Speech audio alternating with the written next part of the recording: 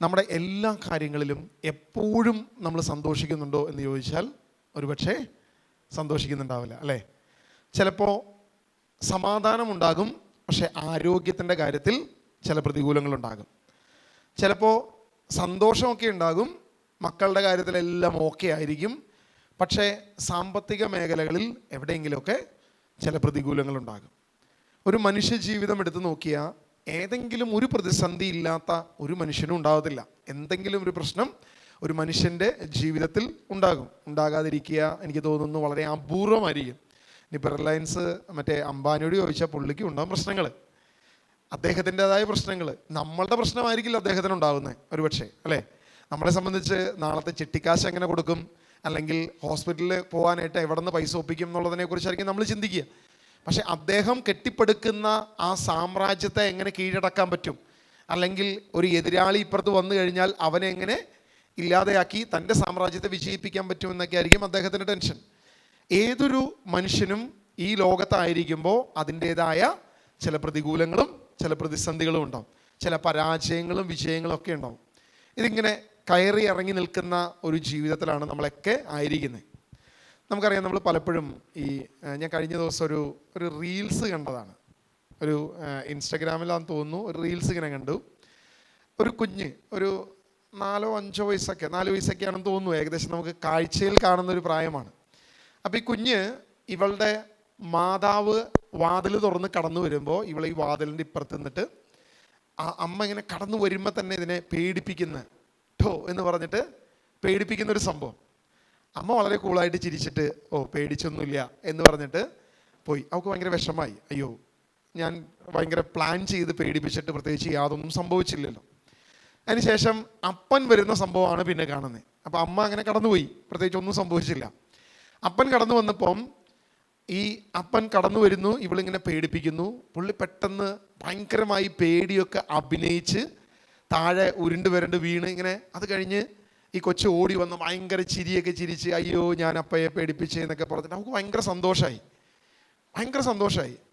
അപ്പം ഞാൻ ഈ സംഭവം കണ്ടു കഴിഞ്ഞപ്പോൾ എനിക്ക് തോന്നിയൊരു സംഭവത്തിലേ ഉള്ളൂ, നമ്മൾ ചില പരാജയങ്ങൾ മനഃപൂർവ്വമായിക്കോട്ടെ അല്ലാതെ ആയിക്കൊള്ളട്ടെ, ചില പരാജയങ്ങൾ അനേകർക്ക് ചിലപ്പോൾ സന്തോഷം ഉണ്ടാകുന്നുണ്ടാവും. ആ കൊച്ചു കുഞ്ഞിൻ്റെ ഹൃദയം ഞാൻ നോക്കുമ്പോൾ അവൾ വളരെ ഹാപ്പിയായി. സംഭവം വേറൊന്നുമില്ല, അപ്പനൊന്ന് അഭിനയിച്ചത്. അപ്പനറിയാം ഇവളവിടെ മറിഞ്ഞിരിക്കുന്നുണ്ടെന്നും ഈ പേടിപ്പിക്കുന്ന ശബ്ദം കേട്ടതും അപ്പനത് മനസ്സിലായി.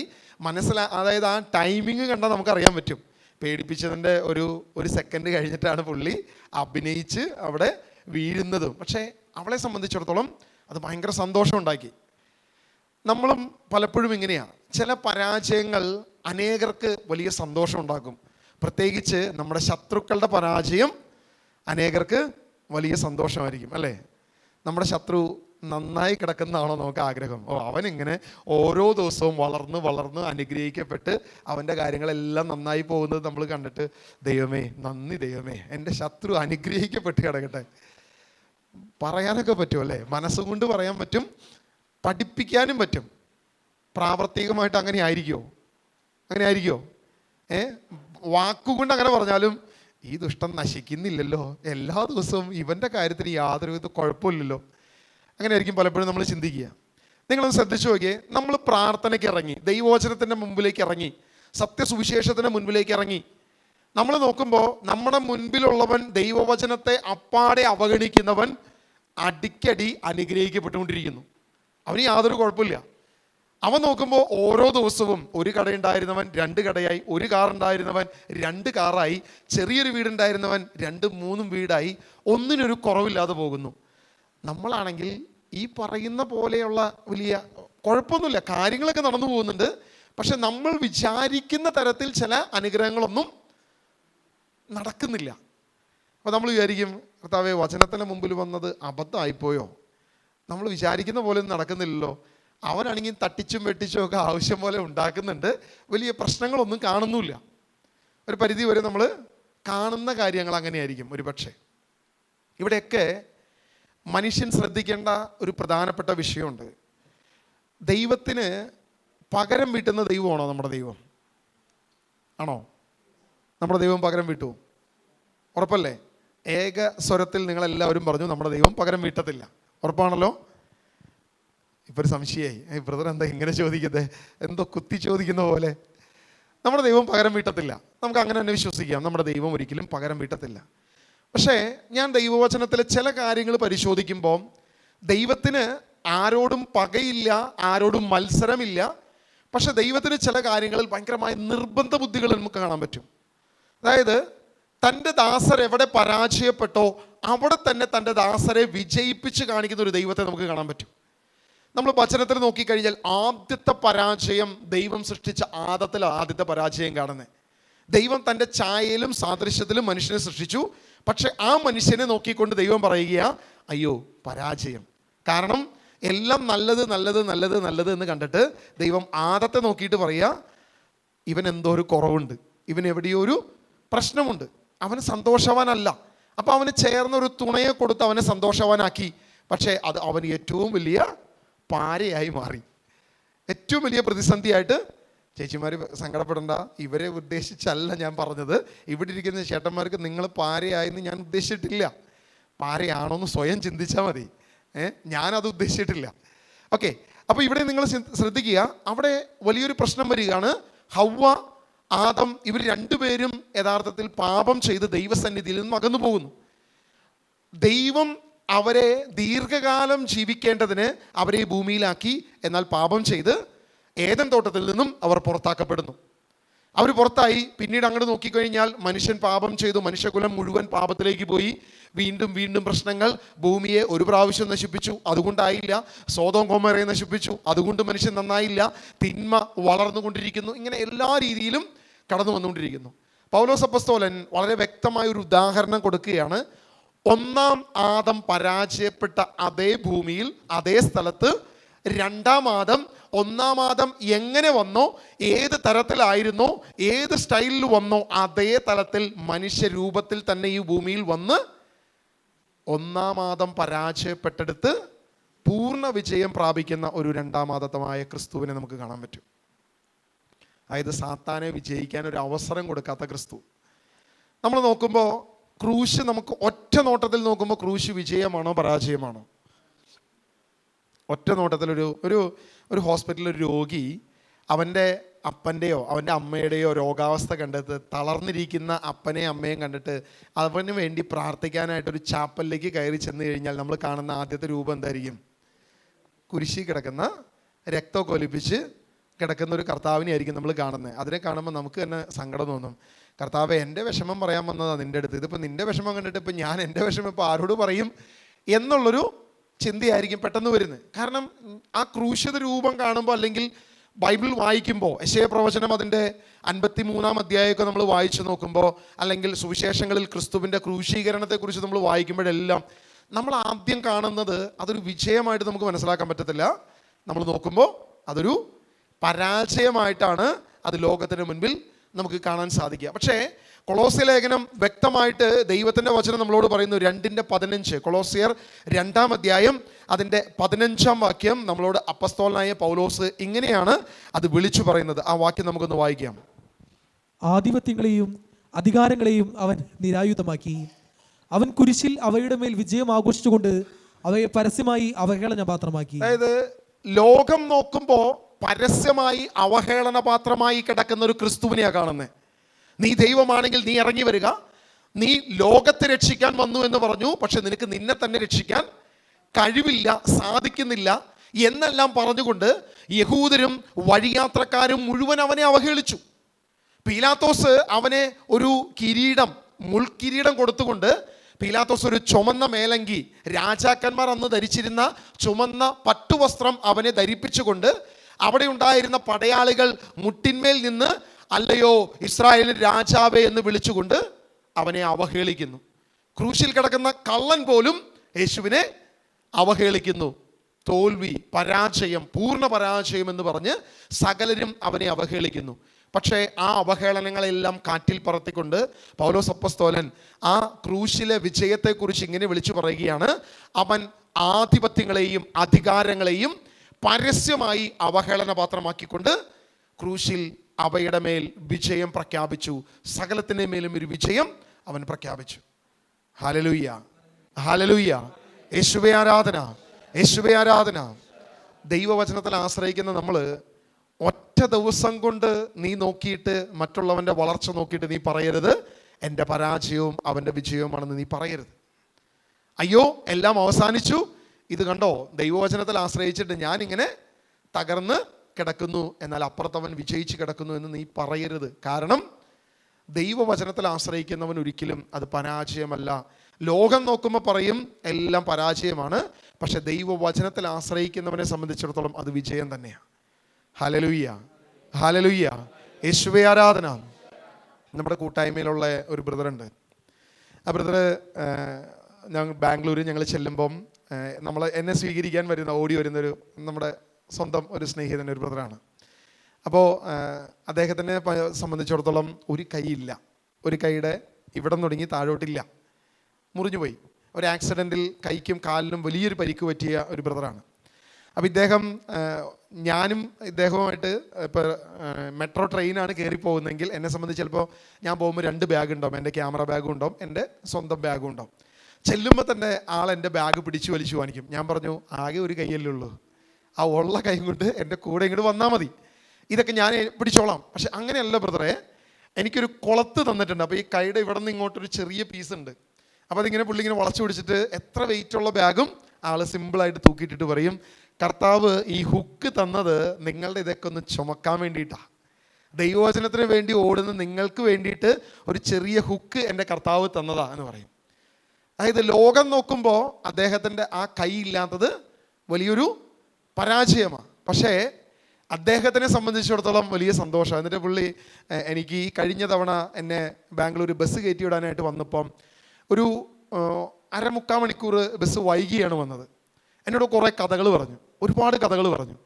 എന്നോട് പറഞ്ഞൊരു കാര്യമുണ്ട്, ഈ കൈ പോയി കഴിഞ്ഞപ്പോൾ, ഈ കാലിങ്ങനെയൊക്കെ ആയി കഴിഞ്ഞപ്പോൾ, ആക്സിഡൻറ്റിൽ മരിച്ചു എന്ന് പറഞ്ഞ് ഹോസ്പിറ്റലിൽ എന്നെ ഉപേക്ഷിച്ചിട്ട് അവിടെ നിന്ന് ദൈവം എന്നെ ഉയർത്തി ഇവിടം വരെ കൊണ്ടുവന്ന് അവിടെ നിന്ന് എന്നെ ദൈവം വളർത്തിയൊരു വളർച്ചയുണ്ട് ബ്രദറെ. അതുവരെ ഞാൻ സാധാരണക്കാരിൽ സാധാരണക്കാരനായിരുന്നു. എൻ്റെ സഹോദരങ്ങളിൽ ഏറ്റവും ചെറിയവനായിരുന്നു ഞാൻ. എൻ്റെ ചുറ്റുപാടുകളിൽ, എൻ്റെ ബന്ധുമിത്രാദികളിൽ, എൻ്റെ കൂടെ പഠിച്ചവരിൽ ഏറ്റവും മോശക്കാരനായിരുന്നു ഞാൻ. പക്ഷേ എൻ്റെ ഒരു കൈ നഷ്ടപ്പെട്ടപ്പോൾ, എൻ്റെ ശരീരത്തിലെ ചില അവയവങ്ങൾ നഷ്ടപ്പെട്ടപ്പോൾ, അവിടെ മുതൽ എന്നെ വിജയിപ്പിക്കുന്നൊരു ദൈവത്തെ ഞാൻ കാണാൻ തുടങ്ങി. വിദേശ രാജ്യത്ത് എന്നെ കൊണ്ടുപോയി, ഞാൻ പഠിച്ചതിലും ശ്രേഷ്ഠമായൊരു ജോലി എനിക്ക് നൽകി. അവിടെ നിന്നും എന്നെ അനുഗ്രഹിച്ച് ഓരോ തലത്തിൽ എന്നെ ഉയർത്തി ഉയർത്തി ഉയർത്തി എന്നെ ദൈവം കൊണ്ടുവന്നു. ഇന്ന് ബാംഗ്ലൂർ പട്ടണത്തിൻ്റെ ഏറ്റവും ശ്രേഷ്ഠമായ, ഏറ്റവും പോഷായിട്ടുള്ള സിറ്റിയുടെ നടുവിൽ സ്വന്തമായൊരു ബിൽഡിങ്ങും സ്വന്തമായ ഒരു ഭവനവും നൽകി ദൈവം എന്നെ അനുഗ്രഹിച്ചു. ഇന്ന് വരെ ഒരു കുറവുമില്ലാതെ എന്നെ ദൈവം നടത്തിയെന്ന് അദ്ദേഹം ഒരു സാക്ഷ്യം പറഞ്ഞു. അദ്ദേഹം പറഞ്ഞ കാര്യം ഇതാണ്, എന്നെ 10-20 വർഷം മുൻപ് എൻ്റെ ചുറ്റുമുള്ളവർ എന്നെ നോക്കി കളിയാക്കും, കൈയില്ലാത്തവൻ, പരാജയപ്പെട്ടവൻ എന്നൊക്കെ പറയും. പക്ഷേ ഇന്ന് അവരെല്ലാവരും പറയുന്നു അവൻ പ്രതികൂലങ്ങളെ യുദ്ധം ചെയ്ത് വിജയിച്ചു എന്നെല്ലാവരും പറയും. പക്ഷേ ഞാൻ പ്രതികൂലങ്ങളെ യുദ്ധം ചെയ്ത് വിജയിച്ചതല്ല, എൻ്റെ ദൈവം എന്നെ വിജയിപ്പിച്ചതാ. എൻ്റെ ദൈവം എന്നെ വിജയിപ്പിച്ചതാ. ഇത് പറയുമ്പോൾ സത്യം പറഞ്ഞാൽ ആ രാത്രിയുടെ ചെറിയ വെട്ടത്തിൻ്റെ നടുവിൽ എൻ്റെ കണ്ണ് നിറയേണ്ടുന്നുണ്ടായിരുന്നു. പക്ഷേ ഞാൻ അദ്ദേഹത്തെ കാണിക്കാതെ പതിയെ തിരിഞ്ഞു നിന്ന് എൻ്റെ കണ്ണൊന്ന് തുടച്ച് ഞാൻ തിരിച്ചു വന്ന് ഇങ്ങനെ ചേർത്ത് പിടിച്ചിട്ട് ആശ്വസിപ്പിച്ചൊരു വാക്കൊക്കെ പറഞ്ഞപ്പോഴേക്കും എൻ്റെ ബസ് വന്നു. പെട്ടെന്ന് ഞാൻ ആ ബസ്സിൽ കയറി പോന്നു. നമ്മൾ നോക്കുമ്പോൾ പലരുടെയും ജീവിതം പരാജയമാണ്. പക്ഷേ ചില പരാജയങ്ങൾ ദൈവം നമ്മളെ വിജയിപ്പിക്കുന്നതാണ്. ദൈവം നമ്മെ വിജയിപ്പിക്കുന്നതാണ്. ഇപ്പം എന്നെ നോക്കിയിട്ട് എൻ്റെ സുഹൃത്ത് വലയങ്ങളെല്ലാം പറയും ഒരു പക്ഷേ പരാജയപ്പെട്ടവനാണ്. കാരണം ഒരു 10 വർഷം മുൻപ് എൻ്റെ ഫിസിക്കൽ സ്റ്റാറ്റസ്, എൻ്റെ ഫിനാൻഷ്യൽ സ്റ്റാറ്റസ്, അല്ലെങ്കിൽ എൻ്റെ എല്ലാ രീതിയിലും എൻ്റെ സ്റ്റാറ്റസ് നോക്കിയാൽ ഇന്നത്തെ എൻ്റെ സ്റ്റാറ്റസ് തമ്മിൽ ഭയങ്കര വ്യത്യാസമാണ്. അതായത് ഒരു കാലത്ത് സിനിമയുടെ പിന്നാലെ ഓടി മറ്റു കാര്യങ്ങളുടെയൊക്കെ പിന്നാലെ ഞാൻ ഓടുന്ന സമയത്ത് എനിക്ക് നേടാവുന്ന പല കാര്യങ്ങൾ ഉണ്ടായിരുന്നു. അല്ലെങ്കിൽ ഞാൻ സ്വപ്നം കണ്ട കുറേ കാര്യങ്ങളുണ്ടായിരുന്നു. എന്നെക്കുറിച്ച് എൻ്റെ കൂട്ടുകാരന്മാർ പോലും സ്വപ്നം കണ്ട കുറേ സംഭവങ്ങളുണ്ടായിരുന്നു. ഇന്ന് ആ വിഷയത്തിൽ വെച്ച് നോക്കുമ്പോൾ ഞാനൊരു പൂർണ്ണ പരാജയമാണ്. ഞാനൊന്നും നേടിയില്ല. അങ്ങനെയുള്ള കാര്യങ്ങൾ നോക്കുമ്പോൾ, ഭൗതികമായ മേഖലകൾ നോക്കുമ്പോൾ പല കാര്യങ്ങളിലും, ഭൗതിക കാര്യങ്ങളിൽ ഞാൻ പരാജയമാണ്. പക്ഷെ എനിക്കൊരു കാര്യം ഉറപ്പിച്ച് പറയാൻ പറ്റും, അങ്ങനെ നോക്കുമ്പോൾ ഞാൻ പരാജയമാണെങ്കിലും ക്രിസ്തു വചനത്തിൻ്റെ കാര്യത്തിൽ നോക്കുമ്പോൾ എനിക്ക് പൂർണ്ണ വിജയമാണ്. കാരണം ലോകം എല്ലാം കൊണ്ട് നോക്കുമ്പോൾ ലോകത്തിൻ്റെ കയ്യിൽ കണക്കില്ലാത്ത, അല്ലെങ്കിൽ ലോകത്തിൻ്റെ കണ്ണിൽ പെടാത്ത ഒരു സ്വർഗീയ സമ്പത്ത് എനിക്ക് ദൈവം എൻ്റെ പോക്കറ്റിൽ നിക്ഷേപിച്ചിട്ടാണ് എൻ്റെ ഭൗതിക സമ്പത്തിനെ, അല്ലെങ്കിൽ ഭൗതിക അനുഗ്രഹത്തിനെ, ലോകത്തിൻ്റെ ചില പൊസിഷൻസിനെ എന്നിൽ നിന്ന് മാറ്റിയത്. പക്ഷെ എന്നെ സംബന്ധിച്ചിടത്തോളം അത് മാറിയപ്പോഴാണ് ഈ പറയുന്ന ദൈവിക സമ്പത്ത് ദൈവം എനിക്ക് നൽകിയിട്ടുള്ളൂ. അന്ന് വരെ ഞാൻ വചനം വായിക്കുമായിരുന്നു. സാധാരണ നിങ്ങളെപ്പോലെ എനിക്ക് പലതും മനസ്സിലാവില്ലായിരുന്നു. പക്ഷേ എൻ്റെ ലോകത്തിൻ്റെ സമ്പത്തിൽ ചിലത് മാറിപ്പോയി കഴിഞ്ഞപ്പോൾ ദൈവവചനത്തിൻ്റെ ആഴങ്ങൾ, സത്യങ്ങൾ എന്നെ ദൈവം പഠിപ്പിക്കാൻ തുടങ്ങി. ചിലത് എന്നിലൂടെ ലോകത്തെ പഠിപ്പിക്കാൻ തുടങ്ങി. അപ്പം എനിക്കൊരു കാര്യം ഉറപ്പാണ്. ഒരു യേശു പറയുന്നൊരു ഉദാഹരണം ഉണ്ടല്ലോ, കർത്താവ് പറയുന്നൊരു പ്രധാനപ്പെട്ട ഉദാഹരണം. ചില വ്യക്തി അനേക സമ്പത്ത് അവനുണ്ടായിരുന്നു, പക്ഷേ ഒരു സ്വർഗത്തെക്കുറിച്ച് അവൻ കണ്ടു കഴിഞ്ഞപ്പോൾ അവൻ്റെ എല്ലാ സമ്പത്തും വിറ്റ് ശ്രേഷ്ഠമായ സ്വർഗത്തെ അവൻ സ്വന്തമാക്കി, ജീവൻ്റെ പുസ്തകത്തിൽ അവൻ്റെ പേര് സ്വന്തമാക്കിയിട്ട് ബാക്കിയെല്ലാം ഉച്ഛിഷ്ടം പോലെ അവൻ കരുതിയെന്ന് ദൈവവചനത്തിൽ പറയുന്ന പോലെ തന്നെ ഞാൻ വിശ്വസിക്കുന്നത്. ഇന്ന് ഈ ബൈബിൾ എടുത്തു വെച്ചുകൊണ്ട് എനിക്ക് ധൈര്യമായിട്ട് പറയാൻ പറ്റും, സ്വർഗമാണ് എൻ്റെ സമ്പത്ത്, ദൈവവചനമാണ് എൻ്റെ അനുഗ്രഹം. ബ്രദർ, ഇതൊക്കെ പറയാം, ഓക്കെയാണ്. പക്ഷെ കഞ്ഞി കുടിക്കാൻ വകയില്ലെങ്കിൽ ഇതുകൊണ്ടൊക്കെ എന്ത് കാര്യം? മുന്നോട്ട് പോകാൻ പറ്റുന്നില്ലെങ്കിൽ ഈ പറയുന്നതൊക്കെ ആദർശമൊക്കെ നമുക്ക് പറയാൻ പറ്റും. സ്വന്തം ഭാര്യ ഭക്ഷണത്തിനില്ലാതെ കരഞ്ഞു കഴിയുമ്പോൾ ആദർശമൊക്കെ കൊണ്ടുപോയി ചവറ്റുകൊട്ടയിൽ ഇടേണ്ടി വരും. കൊച്ചുകുഞ്ഞ് ബിസ്ക്കറ്റ് ചോദിക്കുമ്പോൾ കൊടുക്കാൻ കഴിയുന്നില്ലെങ്കിൽ, അവളെ ഒന്ന് ആശുപത്രിയിൽ കൊണ്ടുപോകാൻ കയ്യിൽ പൈസ ഇല്ലെങ്കിൽ, ഈ ആദർശം കൊണ്ടൊന്നും അല്ലെങ്കിൽ ഈ വിശ്വാസം കൊണ്ടൊന്നും വലിയ കാര്യമില്ല എന്നായിരിക്കും മിക്കവാറും എല്ലാവരും പറയുന്നത്, അല്ലേ? എല്ലാവരും അങ്ങനെ തന്നെ പറയത്തുള്ളൂ. നമ്മൾ അബ്രാഹത്തെ ദൈവം വിളിച്ചു. അബ്രാഹത്തോട് ദൈവം പറഞ്ഞു, നീ നിൻ്റെ പിതൃ സഹോദരങ്ങളെയും പിതൃഭവനത്തെയും എല്ലാം വിട്ടിട്ട് നീ എന്ത് ചെയ്യണം? ഞാൻ വിളിക്കുന്ന മാർഗത്തിലേക്ക് നീ പോരണം. ദൈവം പറയുന്ന ഏറ്റവും പ്രധാനപ്പെട്ട നിൻ്റെ വിശ്വാസത്തിൻ്റെ അനുസരണത്തിൻ്റെ ആദ്യ പടി എന്ന് പറയുന്നത് വേർപാടാണ്. ഈ വേർപാട് നമ്മൾ വിചാരിക്കുന്ന പോലെ, നമ്മൾ നോക്കുന്ന പോലെ ഈ വേർപാടിൻ്റെ ഒന്നാമത്തെ തലം ഇന്നിപ്പം പൊതുവെ ഇപ്പം എൻ്റെ യൂട്യൂബ് ചാനലിൽ പലരും കമൻ്റ് ഇടുന്നൊരു കാര്യമുണ്ട്, ബ്രദർ പറയുന്നതൊക്കെ ശരിയാണ്, എല്ലാം ഓക്കെയാണ്, പക്ഷേ സഭ വിട്ടു പോന്നാലേ കാര്യം നടപടിയാവത്തുള്ളൂ. വേർപാടെന്ന് പറയുന്നത് ഈ സഭ അങ്ങോട്ട് വിട്ട് ചാടിക്കഴിഞ്ഞാൽ എല്ലാം ഓക്കെയായി, എല്ലാ കാര്യവും റെഡിയാവോ? എന്തെങ്കിലും റെഡിയാവാൻ പോകുന്നുണ്ടോ? ഞാൻ ചോദിക്കുന്നത്, ഈ സഭ വിട്ട് ചാടിയവരൊക്കെ എന്ത് നേടി? ഒരു സഭ വിട്ട് ചാടിയ ഒരു 10 സഹോദരങ്ങളെങ്കിലും എന്നെ വിളിച്ചിട്ടുണ്ട്. ഇവരെല്ലാവരും കോമൺ ആയിട്ട് പറയുന്നൊരു കാര്യമുണ്ട്. ഞാൻ ചോദിച്ചു, നിങ്ങൾ വിട്ടുപോയ അതേ മിനിസ്ട്രി തന്നെയാണോ ഇപ്പോൾ ഇരിക്കുന്നത്? അല്ല, ഞങ്ങളൊരു 10 മിനിസ്ട്രി ഇപ്പോൾ ചാടി, 11ാമത്തെ മിനിസ്ട്രിയിലപ്പോൾ ഇരിക്കുന്നത്. അത് ഓക്കെയാണോ? ഇതും ഓക്കെയാണെന്ന് ഞങ്ങൾ വിശ്വസിക്കുന്നു. അപ്പോൾ നമ്മൾ ഒരെണ്ണം വിട്ടിട്ട് അടുത്തോട്ട് പോയി കഴിഞ്ഞാൽ വല്ല കാര്യമുണ്ടോ? മാറേണ്ടത് നമ്മളാ. നമ്മൾ മാറാതെ എവിടെ ചെന്നിട്ടും വല്ല കാര്യമുണ്ടോ? ഒരു കാര്യമില്ല. ക്രിസ്തുവിൻ്റെ വചനത്തിലൂടെ നമ്മളാണ് മാറ്റം വരുത്തേണ്ടത്. നമ്മൾ മാറണം. ഇത് മാറാതെ യാതൊരുവിധ വ്യത്യാസം ഉണ്ടാകത്തില്ല. വേർപാട് എന്ന് അബ്രാഹത്തെ വിളിക്കുമ്പോൾ, നിൻ്റെ പിതൃഭവനത്തെയും സ്വത്തിനെയും എല്ലാം വിട്ടിട്ട് നീ പുറത്തോട്ട് ഇറങ്ങി വരാനായിട്ട് പറയുമ്പോൾ, നമ്മളോട് ദൈവം ആദ്യം പറഞ്ഞ വേർപാട് ഈ ലോകത്തിൻ്റെ എല്ലാ മോഹങ്ങളെയും വിട്ടിട്ട് ഇറങ്ങി വരാൻ തന്നെയാണ് പറഞ്ഞിരിക്കുന്നത്. എന്ന് കരുതി പട്ടിണി കിടക്കണമെന്നോ അല്ലെങ്കിൽ സ്വത്ത് വിൽക്കണമെന്നോ എല്ലാം നശിപ്പിക്കണമെന്നോ ഒന്നും വേണ്ടെന്നോ നീ ഇങ്ങനെ പോകണമെന്നൊന്നും അല്ല. ദൈവം നടത്തും സകല കാര്യങ്ങളിലും. അബ്രാഹത്തിന് വല്ല കുറവുണ്ടായോ വിട്ടു പോന്നിട്ട്? എവിടെയെങ്കിലും വല്ല കുറവുണ്ടായോ? അബ്രാഹത്തിൻ്റെ സഹോദരനെ എല്ലാം വിട്ടുകൊടുത്ത് നിനക്ക് ഇഷ്ടമുള്ളടത്തേക്ക് പൊക്കോ. കിഴക്കോട്ടാണ് നല്ലതെങ്കിൽ നീ കിഴക്കോട്ട് പൊക്കോ, പടിഞ്ഞാറാണെങ്കിൽ നല്ലതെങ്കിൽ നീ പടിഞ്ഞാട്ട് പൊക്കോ, പച്ചപ്പുള്ളിടത്തേക്ക് നീ സ്വന്തമായിട്ട് എടുത്തോ, നീ ഉപേക്ഷിക്കുന്നത് എനിക്ക് മതി. എന്നിട്ട് അബ്രാഹത്തിന് വല്ല കുറവുണ്ടായോ? ഒരു കുറവുണ്ടായില്ല. അബ്രാഹാം പറയുന്നുണ്ട്, നീ തന്നിട്ട് ഞാൻ അനുഗ്രഹിക്കപ്പെട്ടു എന്ന് പറയാൻ പറ്റില്ല, എൻ്റെ ദൈവം എനിക്ക് തന്നാൽ മതി. അബ്രാഹത്തിന് യാതൊരു കുറവുണ്ടായില്ല. അതിനുശേഷം ജോസഫിനെ നമ്മൾ വചനത്തിൽ കാണുന്നുണ്ടല്ലേ. ജോസഫ് തൻ്റെ ജീവിതത്തിൽ ആദ്യം കാണുന്ന അനുഗ്രഹം മുഴുവൻ ഭയങ്കര രസമാണ്.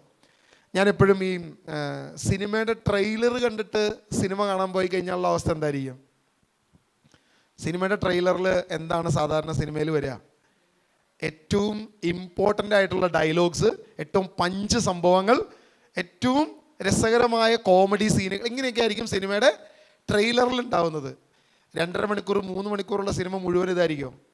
അതിൻ്റെ അകത്ത് ട്രാജഡി ഉണ്ടാവും, എല്ലാവിധ സംഭവങ്ങളും ഉണ്ടാവും. ഇത് തന്നെയാണ് നമ്മുടെ ലൈഫും. ജോസഫ് കണ്ട സ്വപ്നം മുഴുവൻ നോക്കുമ്പോൾ നക്ഷത്രങ്ങൾ മുഴുവൻ അവനെ താണു വണങ്ങുന്നു. എല്ലാ കറ്റകളും അവനെ താണു വണങ്ങുന്നു. സകലതും അനുഗ്രഹമല്ലാതെ മറ്റൊരു സംഭവം കണ്ടിട്ടില്ല. പൊത്തിഫറിന്റെ ഭവനവും കണ്ടില്ല, പൊട്ടക്കിണറും കണ്ടില്ല, യാതൊരുവിധ കഷ്ടതയും കണ്ടില്ല. പക്ഷേ ഈ കഷ്ടതയിലൂടെ നടന്നപ്പോഴാണ് അവൻ ആ അനുഗ്രഹത്തിൽ ചെന്നുള്ളൂ. ആ അനുഗ്രഹത്തിൻ്റെ തലം അവന് സ്വീകരിക്കാൻ പറ്റിയുള്ളൂ.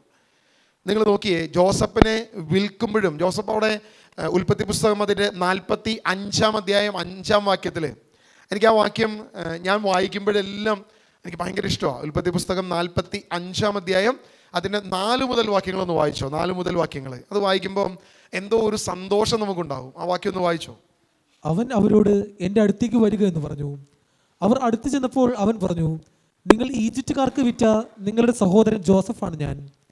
എന്നെ ഇവിടെ വിറ്റതോർത്ത് നിങ്ങൾ വിഷമിക്കുകയോ വിഷാദിക്കുകയോ വേണ്ട. കാരണം ജീവൻ നിലനിർത്തുവാൻ വേണ്ടി ദൈവമാണ് എന്നെ നിങ്ങൾക്ക് മുൻപേ ഇങ്ങോട്ട് അയച്ചത്. ആമേൻ. അതായത് ഇങ്ങനെ പറയാൻ പറ്റണമെങ്കിൽ അതൊരു വലിയൊരു കൃപയാണ്. അതായത് 11 സഹോദരന്മാർ, അതിൽ 10 പേര് കൂടെ അവനെ പൊട്ടക്കിണറ്റിൽ തള്ളിയിട്ടു. അവിടെ നിന്ന് മിസ്രൈംകാർക്ക് വിറ്റു. അതിനുശേഷം അവൻ അനുഭവിച്ച കഷ്ടതകളുണ്ട്. ജയിലിലും പൊത്തിഫറിൻ്റെ ഭവനത്തിലും ഇങ്ങനെ വന്ന എല്ലാ പ്രതികൂലങ്ങളും അവൻ അനുഭവിച്ചു. എല്ലാം കഴിഞ്ഞ് അവനൊരു അനുഗ്രഹം വന്ന് സഹോദരന്മാർ കൂടെ ചേർന്ന് വന്നു കഴിയുമ്പോൾ അവൻ തൻ്റെ സഹോദരങ്ങളോട് പറയുന്നൊരു കാര്യമുണ്ട്. പ്രിയപ്പെട്ട സഹോദരങ്ങളെ, നിങ്ങളാരും എന്നെ വിറ്റതോർത്ത് സങ്കടപ്പെടണ്ട. എന്നെ അവർക്ക് കച്ചവടം ചെയ്തതോർത്ത് നിങ്ങൾ വിഷമിക്കണ്ട. കാരണം നമ്മളുടെ അന്നന്ന് വേണ്ട ആഹാരത്തിനു വേണ്ടി പ്രതികൂലം വരുമെന്ന് കണ്ടുകൊണ്ട് ദൈവം നിങ്ങളെ എന്നെ ഇവിടേക്ക് അയക്കേണ്ടതിന് നിങ്ങളെ എനിക്ക് എതിരാക്കി മാറ്റിയതാണ്. എന്നെ ഇവിടേക്ക് മുന്നമേ അയച്ചതാ. അതുകൊണ്ട് നിങ്ങൾ സങ്കടപ്പെടേണ്ട, യാതൊരു വിഷമവും വേണ്ടെന്ന്. ജോസഫ് ഈ വാക്യം പറയുമ്പോൾ, ഈ വാക്ക് പറയുമ്പോൾ നമുക്ക് ഈ വാക്യത്തിൽ ഒരു ചെറിയ മെസ്സേജ് ഉണ്ട്. ഇന്നത്തെ കഷ്ടതയെ നോക്കി ജോസഫ് പറഞ്ഞ അതേ വാക്യം തന്നെ നമ്മൾ പറയണം. ഇന്നത്തെ കഷ്ടത എനിക്ക് സാരമില്ല, നാളത്തെ അനുഗ്രഹത്തിന്, ചില നന്മയ്ക്ക് വേണ്ടി ദൈവം ചിലത് ഇപ്പോഴേ എനിക്ക് അനുവദിച്ചിട്ടുള്ളതാണ്. അതിനെ ഓർത്ത് ഞാൻ യാതൊരുവിധ സങ്കടവും പെടുന്നില്ല. കാരണം ജോസഫിനെ ഉയർത്തിയ ഒരു ദൈവമുണ്ട്. എവിടെയാ ജോസഫിനെ ഉയർത്തിയത്? ജോസഫ് എവിടെ പരാജയപ്പെട്ടു എന്ന് പറഞ്ഞോ, ജോസഫ് എവിടെ തകർന്നു എന്ന് പറഞ്ഞോ, ജോസഫ് എവിടെ പ്രതികൂലത്തിലേക്ക് പോയെന്ന് പറഞ്ഞോ, അവിടെ ഉയർത്തിയൊരു ദൈവത്തെയാണ് നമ്മൾ കാണുന്നത്. അവിടെ തന്നെ നിർത്തി ഒരു ഞാൻ നേരത്തെ പറഞ്ഞല്ലോ, റിവഞ്ച് ചെയ്യുമോ എന്ന് ചോദിച്ചാൽ റിവഞ്ച് ചെയ്യില്ല. പക്ഷേ അവരുടെ മുൻപിൽ ദൈവം ജോസഫിനെ ഒന്നാമനായി, അതായത് ഫറവോ വെറും ഒരു പേപ്പർ സ്റ്റാമ്പായി നിന്നുകൊണ്ട് ഫറവോയുടെ കീഴിൽ രണ്ടാമനായി നിർത്തി. അതായത് സ്ഥാനം കൊണ്ട് രണ്ടാമനാണെങ്കിലും സകല ആജ്ഞാപനവും ജോസഫിൻ്റെതായി, സകല അധികാരവും ജോസഫിൻ്റെതായി ദൈവം അവനെ ഉയർത്തി മാറ്റിവെച്ചു. ദൈവം പകരം വിട്ടുവോ? ദൈവം പകരം വിട്ടുവോ? ചില കാര്യത്തിൽ ദൈവത്തിന് ഇങ്ങനെ ഒരു നിർബന്ധ ബുദ്ധിയുണ്ട്. യാതൊരു വിധ കോംപ്രമൈസും ചെയ്യാത്തൊരു ദൈവത്തെയാണ് നമ്മൾ കാണുന്നത്. ഒരു കോംപ്രമൈസും ഇല്ല, ഒരു അഡ്ജസ്റ്റ്മെൻറ്റിനും ദൈവം ഈ കാര്യത്തിൽ തയ്യാറല്ല. ദൈവമക്കളുടെ കാര്യത്തിൽ ദൈവം കടക്കാരനല്ല. പൂർണ്ണമായി അത് കൊടുത്ത് തീർക്കുന്ന ഒരു ദൈവത്തെയാണ് നമ്മൾ വചനത്തിൽ കാണുന്നത്. സുവിശേഷം മുഴുവൻ നിങ്ങൾ വായിച്ചോ, പഴയ നിയമം വായിച്ചോ, സകല കാര്യത്തിലും അങ്ങനെയാണ്. 430 വർഷം ഈജിപ്തിനെ അടിമത്തത്തിലിട്ടു. പക്ഷെ എവിടെയെങ്കിലും ഒരു ചില്ലിക്കാശെങ്കിലും അവന് കൊടുക്കാതിരുന്നോ? അവൻ്റെ സകല അധ്വാനവും ഒരൊറ്റ രാത്രി കൊണ്ട് അവന് കൊടുത്ത് വീട്ടിയിട്ടാണ് ദൈവം എന്ത് ചെയ്തത്? ഇസ്രായേലിനെ ഉയർത്തിയത്. നമ്മൾ വചനത്തിൽ ഇങ്ങനെ വിമർശകൻ വചനത്തിൽ വായിച്ചു നോക്കിക്കഴിഞ്ഞാൽ ഈജിപ്തിനെ അവർ എന്ത് ചെയ്തു? കൊള്ളയടിച്ചു. അങ്ങനെ വചനത്തിൽ കിടക്കുന്നത്, ഈജിപ്തിനെ കൊള്ളയടിച്ചു. അവരുടെ സ്വർണവും പണ്ടവും സകലതും കൊള്ളയടിച്ചുകൊണ്ട് ഈജിപ്തിൽ നിന്നും ഇതാ ഇസ്രായേൽ യാത്രയായി. വെറുതെ പോയതല്ല, 430 വർഷത്തെ അധ്വാനം മുഴുവൻ, ഒരു ചില്ലിക്കാശ് പോലും കുറയാതെ സകലതും ഈജിപ്തിന് വേണ്ടി അവൻ അധ്വാനിച്ച, അവിടെ പണിത പിത്തോമാകട്ടെ, അവിടെ പണിത ഡാമുകളും, അവിടെ പണിത സകല കാര്യത്തിൻ്റെയും പ്രതിഫലം 4 തലമുറയുടെ അധ്വാനത്തിൻ്റെ മുഴുവൻ പണവും ഒറ്റ ദിവസം കൊണ്ട് വാങ്ങി തിരിച്ചു പോന്ന ഒരു ഇസ്രായേലിനെ നമ്മൾ കാണുന്നത്. ഒറ്റ ദിവസം കൊണ്ട് ദൈവം അനുഗ്രഹിച്ച ഒരു തലമാണ് നമ്മൾ കാണുന്നത്. നമ്മൾ അവിടെയും ഒരു ചെറിയ കാര്യം നമുക്ക് കാണാൻ പറ്റും. ഈ ചെങ്കടലിന് മുമ്പിൽ വന്ന് ഇസ്രായേൽ നിൽക്കുക. മുൻപിൽ ചെങ്കടൽ, പിൻപിൽ ഫറവോയുടെ സൈന്യം. ഇസ്രായേൽ ഈജിപ്ത് ജനം മുഴുവൻ വിളിച്ചു പറഞ്ഞൊരു കാര്യമുണ്ട്, അവരുടെ ദൈവത്തിന് വലിയ കഴിവൊന്നുമില്ല, അവരുടെ ദൈവത്തിന് അവരെ രക്ഷിക്കാൻ പറ്റിയില്ല. മരുഭൂമി അവരെ കുടുക്കിലാക്കി, മരുഭൂമി അവരെ വെട്ടിലാക്കി. രക്ഷപ്പെടാൻ കഴിയാത്ത വണ്ണം ഇതാ മരുഭൂമിയും ചെങ്കടലും അവരെ കുടുക്കിലാക്കിയിരിക്കുന്നു എന്ന് പറഞ്ഞ് ഇസ്രായേലിനെ അവഹേളിച്ച ജനത്തെ നമുക്ക് കാണാൻ പറ്റും. നമ്മളോടും പറഞ്ഞിട്ടില്ലേ പലരും? ഇല്ലേ, നമ്മളോട് പറഞ്ഞിട്ടില്ലേ? അവൻ വലിയ മാന്യൻ, വലിയ വചനം അനുസരിക്കുന്നവൻ, വലിയ പ്രാർത്ഥനക്കാരൻ. ഇതൊക്കെ ചെയ്തിട്ട് അവൻ്റെ വീട്ടിൽ വല്ല ഉയർച്ചയുണ്ടോ, വല്ല അനുഗ്രഹമുണ്ടോ? അത് പറയുമ്പോൾ നിങ്ങളുടെ മുഖം ഒന്ന് ചുളിയും അല്ലേ? വൃത്തികെട്ടവനെ, ഞാൻ വളരുമ്പോൾ തന്നെ ഞാൻ കാണിച്ചു തരാടാ എന്നുള്ളൊരു ചിന്ത നമുക്കൊന്ന് വരും. വരാറുണ്ടോ? മാത്യൂസ് ബ്രദറെ വരാറുണ്ടോ? ഇല്ല, അതാണ് ബ്രദർ പറഞ്ഞത്. ഓക്കെ, നമ്മളൊന്ന് ചിന്തിച്ചു നോക്കുക. നമ്മുടെ ഉള്ളിലൊക്കെ ചിലപ്പോൾ വരും, സ്വാഭാവികമാണ്, മനുഷ്യനാണ്, ഇല്ലാതെ ഒന്നും വരില്ല. ഞാൻ പറയുന്നത്, അത് പറയാൻ അനുവദിച്ചത് ആരാന്നറിയോ? നമ്മൾ തകർന്നു കിടക്കുന്നു എന്ന് പറയാൻ അനുവദിച്ചത് ദൈവമാണ്. കാരണം ഈ ഈജിപ്തുകാർ ഇസ്രായേലിനെതിരെ പറഞ്ഞപ്പോഴാണ് ദൈവം ഇറങ്ങി വന്ന് ചെങ്കടൽ പിളർത്തിയത്. അതുവരെ ദൈവം കൈയും കെട്ടി നോക്കിയിരുന്നു അല്ലേ? ശരിയല്ലേ? ശരിയാണോ അല്ലേ? ഈജിപ്തുകാർ ഇസ്രായേലിനെതിരെ അവരുടെ ദൈവത്തിന് അവരെ രക്ഷിക്കാൻ കഴിവില്ല എന്ന് പറയുന്നത് വരെ അനങ്ങിയില്ല. പക്ഷെ അത് പറയിപ്പിച്ച് കഴിഞ്ഞപ്പോൾ ദൈവം ഇറങ്ങി വന്ന് ചെങ്കടലിനെ പിളർത്തി. ചിലപ്പോൾ നിന്റെ പ്രതികൂലത്തെ കണ്ടുകൊണ്ട് ശത്രുവോ നിന്റെ അയൽവക്കക്കാരനോ നിന്റെ ചേട്ടനോ അനിയനോ സഹോദരങ്ങളോ ബന്ധുമിത്രാദികളോ ചുറ്റുമുള്ളവരോ ഒരുപക്ഷെ നിനക്കെതിരെ പറയും, നീ ആശ്രയിക്കുന്ന ദൈവം എവിടെ, നീ വിശ്വസിച്ച ദൈവം എവിടെ, എന്തുകൊണ്ട് നിനക്ക് അനുഗ്രഹമില്ല, രക്ഷയില്ല, സന്തോഷമില്ല, സമാധാനമില്ല, നീ തകർന്നു കിടക്കാണല്ലോ, നീ രോഗിയാണല്ലോ എന്ന് പറയും. പക്ഷേ അത് പറയുമ്പോൾ നീ തളരരുത്. കാരണം അത് പറയാൻ അനുവദിക്കുന്നത് ദൈവമാണ്. കാരണം നിന്റെ മുൻപിലുള്ള ചെങ്കടലിനെ പിളർത്താൻ ദൈവത്തിന് സാധിക്കും. അതിനുവേണ്ടി ദൈവം ഒരു അവസരമൊരുക്കുന്നതാണ്. ഞങ്ങളുടെ സഹോദരൻ ഡിനോ ബ്രദറിനെ ഞാൻ പെട്ടെന്ന് ഓർക്കുന്നത്. കൊറോണ വന്നു കഴിഞ്ഞപ്പോൾ ഈ പാവപ്പെട്ടവൻ കല്യാണം കഴിക്കാനായിട്ട് നാട്ടിലേക്ക് വന്നു. ഒന്ന് കല്യാണം കഴിക്കാന്നുള്ളത് എല്ലാവരുടെയും ആഗ്രഹമാണല്ലോ, സ്വാഭാവികമാണ്. പ്രായമായി ഒന്ന് കല്യാണം കഴിക്കാമെന്നൊക്കെ കരുതി ന്യൂസിലാൻഡിൽ നിന്നും അദ്ദേഹം തിരിച്ചു വന്നു. വിവാഹം കഴിഞ്ഞ് സ്വാഭാവികമായിട്ടും അവൻ പെട്ടെന്ന് വൈഫിനെയും കൊണ്ട് തിരിച്ചു പോക്ക് നടക്കത്തില്ല. അപ്പോൾ അങ്ങനെ ഒരു മാസത്തേക്ക് പുള്ളി ഒന്ന് എക്സ്റ്റെൻഡ് ചെയ്തു, കുറച്ച് ദിവസം കൂടി കൂടുതൽ ഭാര്യയുമായിട്ട് സന്തോഷമായിട്ട് ഇരിക്കാമല്ലോ എന്നൊക്കെ വിചാരിച്ച് അങ്ങനെ വന്നപ്പോൾ ലോക്ക്ഡൗൺ ആയി, സംഭവമെല്ലാം പൂട്ടി, എല്ലാം പരിപാടിയും കഴിഞ്ഞു. ആളിവിടെ നാട്ടിലായി. ന്യൂസിലാൻഡ് അങ്ങോട്ടുള്ള ഫ്ലൈറ്റുകളെല്ലാം ക്ലോസ് ചെയ്തു. ഇവൻ്റെ വിസ ഏകദേശം ബ്ലോക്കായി. ഡിനോയെ സംബന്ധിച്ചിടത്തോളം ന്യൂസിലാൻഡിൽ ഒരു പ്രയർ കൂട്ടായ്മ ഉണ്ടായിരുന്നു. അവിടുത്തെ കാത്തലിക്സ് വലിയൊരു സമൂഹം ഇവൻ്റെ കൂടെ ഉണ്ടായിരുന്നു. അവിടുത്തെ പ്രാർത്ഥന കൂട്ടായ്മയിൽ ഇങ്ങനെ നല്ല രീതിയിൽ വചനമൊക്കെ പറഞ്ഞ് ദൈവവചനത്തിൽ ആശ്രയിച്ച് മുന്നോട്ട് പോയിക്കൊണ്ട് നിൽക്കുമ്പോഴാണ് അവനെതിരെ ഇവൻ പെന്തക്കോസ്താണ് എന്നൊക്കെ പറഞ്ഞിട്ട് വലിയ ശക്തമായ പ്രശ്നം സൃഷ്ടിച്ചത്. അങ്ങനെ ആ പ്രാർത്ഥന കൂട്ടായ്മയിൽ നിന്നും അവന് ഇറങ്ങി വരേണ്ടി വന്നു. വലിയ പ്രതികൂലങ്ങൾ, ഒത്തിരി പ്രോബ്ലംസ്, ഇവനെതിരെ ഒത്തിരി മോശപ്പെട്ട വാക്കുകളൊക്കെ പറഞ്ഞ് അങ്ങനെ കൂട്ടായ്മയിലെ കുറേ പേര് പിരിഞ്ഞുപോയി. ഇവനെ പിന്നെ അവിടെ കയറ്റാതെ അല്ലെങ്കിൽ പ്രയറിന് നിർത്താതെ ഇങ്ങനെ വലിയൊരു പ്രശ്നം വന്നു. അവിടെ ഈ പ്രശ്നം വന്നപ്പോൾ വളരെ സങ്കടത്തോടു കൂടിയാണ് ആൾ ഇറങ്ങിയതെങ്കിലും അവിടെയൊന്നും പുള്ളി തോൽക്കാനിടയായില്ല. പുള്ളി ആരാണോ 1-2 പേര്, ആ ഉള്ള പേര് 2 പേരെ നിർത്തിക്കൊണ്ട് ആ 2 പേരെ കൂട്ടിച്ചേർത്ത് പ്രാർത്ഥിക്കാൻ തുടങ്ങി. പ്രിയ സഹോദരൻ, 2 ആ 2 കൂടെ ചേർന്ന് നിന്ന് അദ്ദേഹം പ്രാർത്ഥിക്കാൻ തുടങ്ങി. ആ 2 പിന്നെ 10 20 ഇങ്ങനെയൊക്കെ വന്നു കഴിഞ്ഞപ്പോഴാണ് ഈ ഒരു പ്രശ്നം വരികയും വിവാഹം കഴിക്കാനായിട്ട് നാട്ടിലേക്ക് വരികയും തിരിച്ച് കയറി പോകാൻ പറ്റാത്ത ഒരു പ്രതികൂലത്തിലേക്ക് വന്ന് ഇങ്ങനെ ആ പ്രതിസന്ധിയിലേക്ക് വന്ന് നിൽക്കുന്നത്. അപ്പോൾ എല്ലാവരും പറഞ്ഞു, ഡിനോൻ്റെ കാര്യം പോക്കായി, വിസ ഇനി ഇല്ല, തീർന്നു, അവസാനിച്ചു. ഇനിയിപ്പോൾ അവ എങ്ങനെ തിരിച്ച് കയറി വരാനാ? കാരണം മെഡിക്കൽ ഫീൽഡൊക്കെ ആണെങ്കിൽ എങ്ങനെയെങ്കിലും തിരിച്ച് കയറി വരാം. ഇത് മെഡിക്കൽ ഫീൽഡും അല്ല, ഇതൊന്നും അല്ലാത്തവൻ എങ്ങനെ തിരിച്ച് കയറി വരാനാണ്? യാതൊരു സാധ്യതയില്ല എന്ന് പറഞ്ഞു. ഇത് പറഞ്ഞൊരു ദിവസം ഞങ്ങൾ ഫോണിൽ വിളിക്കുമ്പോഴും ഞാൻ ഇതൊരു കാര്യം പറഞ്ഞു, ഡിനോ, നിനക്കെതിരെ ആരെങ്കിലും എന്തെങ്കിലും പറയുന്നുണ്ടെങ്കിൽ നമുക്ക് സന്തോഷിക്കാം. ഒരു കാര്യം ഉറപ്പാണ്, ദൈവം വിസയ്ക്ക് വേണ്ടിയിട്ടുള്ള വാതിൽ എവിടെയോ തുറക്കുകയാണ്. ദൈവം വിസയ്ക്ക് വേണ്ടിയിട്ടുള്ള വാതിൽ എവിടെയോ തുറക്കുകയാണ്. അങ്ങനെ ഇരിക്കുമ്പം ഞങ്ങളിത് പറഞ്ഞ് കുറച്ച് ദിവസം കഴിഞ്ഞപ്പം, കുറച്ച് മാസങ്ങൾ കഴിഞ്ഞു, കുറച്ച് വർഷങ്ങൾ കഴിഞ്ഞു, ഇവന് തിരിച്ചു പോകാൻ പറ്റുന്നില്ല. പക്ഷേ ഇവിടെ ആയിരിക്കുമ്പോൾ ശുശ്രൂഷയിൽ കർത്താവിൻ്റെ വചനത്തിൽ ശക്തമായി ദൈവദാസനെ ഉപയോഗിക്കാൻ തുടങ്ങി, ശക്തമായി ദൈവവചനത്തിൽ ഉപയോഗിക്കാൻ തുടങ്ങി. പക്ഷേ ഇതെല്ലാം പോകുമ്പോഴും ഏകദേശം എനിക്ക് തോന്നുന്നു 1-2 വർഷം അല്ലേ രാജു ബ്രദറെ, 2 വർഷം ഇവിടെ നിന്നു എന്ന് തോന്നുന്നു. വിവാഹം കഴിഞ്ഞിട്ട് 2 വർഷമാണെന്ന് എനിക്ക് തോന്നുന്നു. കുറച്ച് കാലം ഇവിടെ തുടർന്ന് നിൽക്കേണ്ടി വന്നു. ഇങ്ങനെ നിന്ന് കഴിഞ്ഞ് ദൈവം തന്നെ ഒരു വാതിൽ തുറന്നു. ഒരു സുഹൃത്ത് ഇങ്ങോട്ട് വിളിച്ചിട്ട് അവൻ്റെ വിസയുടെ കാര്യങ്ങൾ ഓപ്പൺ ആക്കി കൊടുത്തു. ദൈവം തിരിച്ച് ന്യൂസിലാൻഡിലേക്ക് എത്തിച്ചു.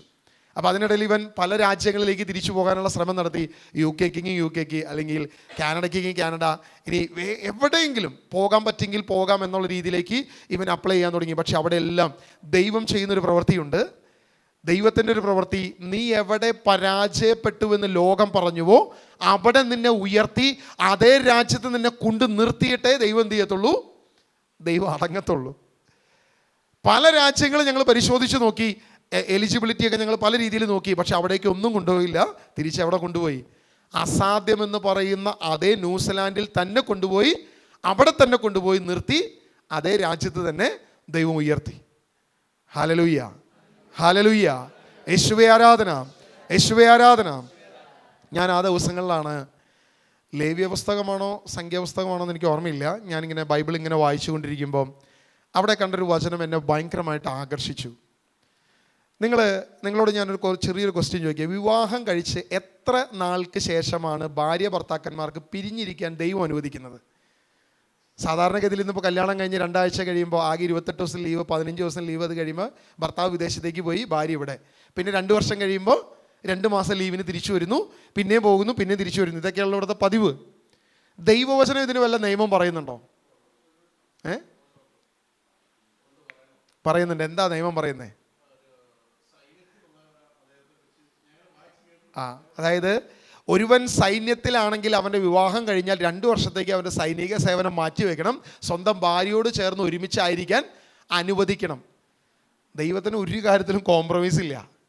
ഒരു ദൈവദാസനെ സംബന്ധിച്ചിടത്തോളം ദൈവം സകലതും വളരെ ക്ലിയറായി പെർഫെക്റ്റായിട്ടാണ് ചെയ്യുന്നത്. അവൻ 2 വർഷം നാട്ടിൽ നിന്നെങ്കിൽ, വിവാഹത്തിന് ശേഷം 2 വർഷം ഈ പറയുന്ന ഡിനോയെ ഇവിടെ നാട്ടിൽ നിർത്തിയെങ്കിൽ നമ്മൾ വിചാരിക്കും ലോകത്തിൻ്റെ പരാജയമാണ്, അവൻ്റെ പരാജയമാണ്, സുവിശേഷത്തിൻ്റെ പരാജയമാണ്. അല്ല, ദൈവവചന അടിസ്ഥാനത്തിൽ 2 വർഷം തൻ്റെ ഭാര്യയും ഒന്നിച്ച് സന്തോഷത്തോടെ സമാധാനത്തോടെ ഇവിടെ നിന്ന് ഒരു കുഞ്ഞുമായി എല്ലാമായി സന്തോഷമായിട്ട് അവൻ വിദേശ രാജ്യത്തേക്ക് പോയി.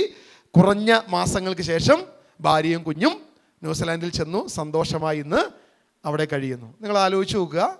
നമ്മൾ പറയുമ്പോൾ അല്ലെങ്കിൽ ലോകക്കാർ നോക്കുമ്പോൾ ഞാൻ ഈ പറയുന്ന ദൈവദാസൻ്റെ ചുറ്റുമുള്ളവർ, ഞങ്ങളെ സംബന്ധിച്ചിടത്തോളം ആ ഇടവകയിൽ പ്രാർത്ഥനയുള്ള 2 കുടുംബമേ ഉള്ളൂ അവിടെ. 2 കുടുംബം അല്ലേ, നമ്മളൊക്കെ പ്രാർത്ഥിക്കുന്ന സ്ഥലമാണ്. ഞങ്ങൾ പ്രാർത്ഥന തുടങ്ങി ഞങ്ങൾക്ക് എതിര് തുടങ്ങിയത് അവിടെ. നിങ്ങൾ സഭയിൽ നിന്ന് പുറത്തായി, നിങ്ങൾ പെന്തക്കോസ്താനെന്നൊക്കെ പറഞ്ഞിട്ട് ഭയങ്കര പ്രശ്നം തുടങ്ങിയതാണ്.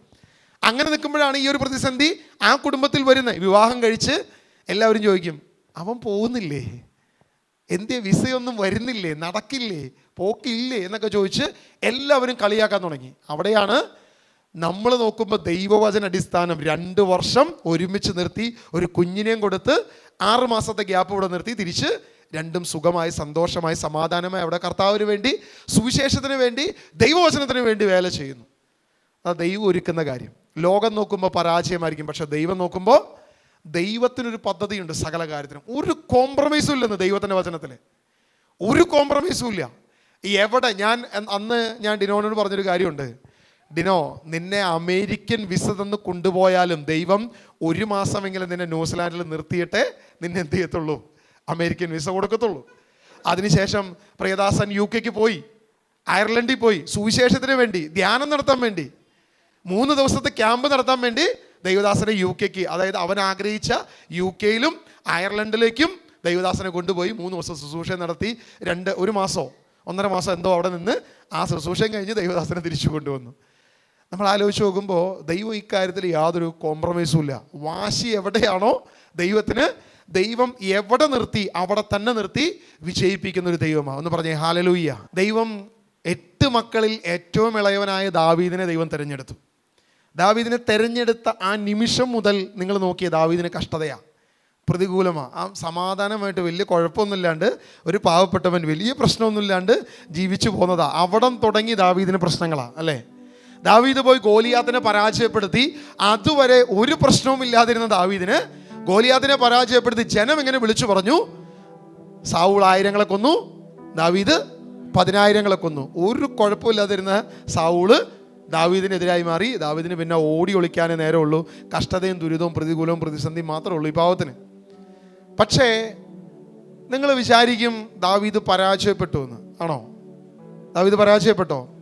ദാവീദ് കർത്താവിനോട് ചോദിക്കുക, കർത്താവേ, ഞാനിവിടെ ഒരു വലിയ കൊട്ടാരത്തിൽ സന്തോഷത്തോടെ സമാധാനത്തോടെ ജീവിക്കുന്നു, നീയോ ഒരു ചെറിയ പെട്ടകത്തിൽ കഴിയുന്നു. ഞാൻ നിനക്ക് വേണ്ടി വലിയൊരു ആലയം പണിയട്ടെ, ഒരു ചെറിയൊരു ആലയം പണിയട്ടെ. ദൈവം ദാവീദിനോട് പറഞ്ഞു, ദാവീദേ, നീ എവിടെയൊക്കെ കൈവച്ചോ അതെല്ലാം വിജയിച്ചു, നീ എവിടെയൊക്കെ യുദ്ധം ചെയ്തോ അതെല്ലാം നീ വിജയിച്ചു, നിന്റെ ചുറ്റുമുള്ള സകല ശത്രു രാജ്യങ്ങളെയും നീ പരാജയപ്പെടുത്തി, നിനക്ക് എതിരായി ഒരുവൻ പോലും ഇല്ലാത്ത വണ്ണം ഞാൻ നിന്റെ കൂടെ നടന്നു, ഞാൻ സകലത്തെയും പരാജയപ്പെടുത്തി, അതുകൊണ്ട് നിന്റെ കരം രക്തപങ്കിലമാ, നീ എനിക്ക് വേണ്ടി ആലയം പണിയണ്ട, ഞാൻ നിന്റെ മകനെ കൊണ്ട് ഒരാലയം പണിയിപ്പിക്കാം.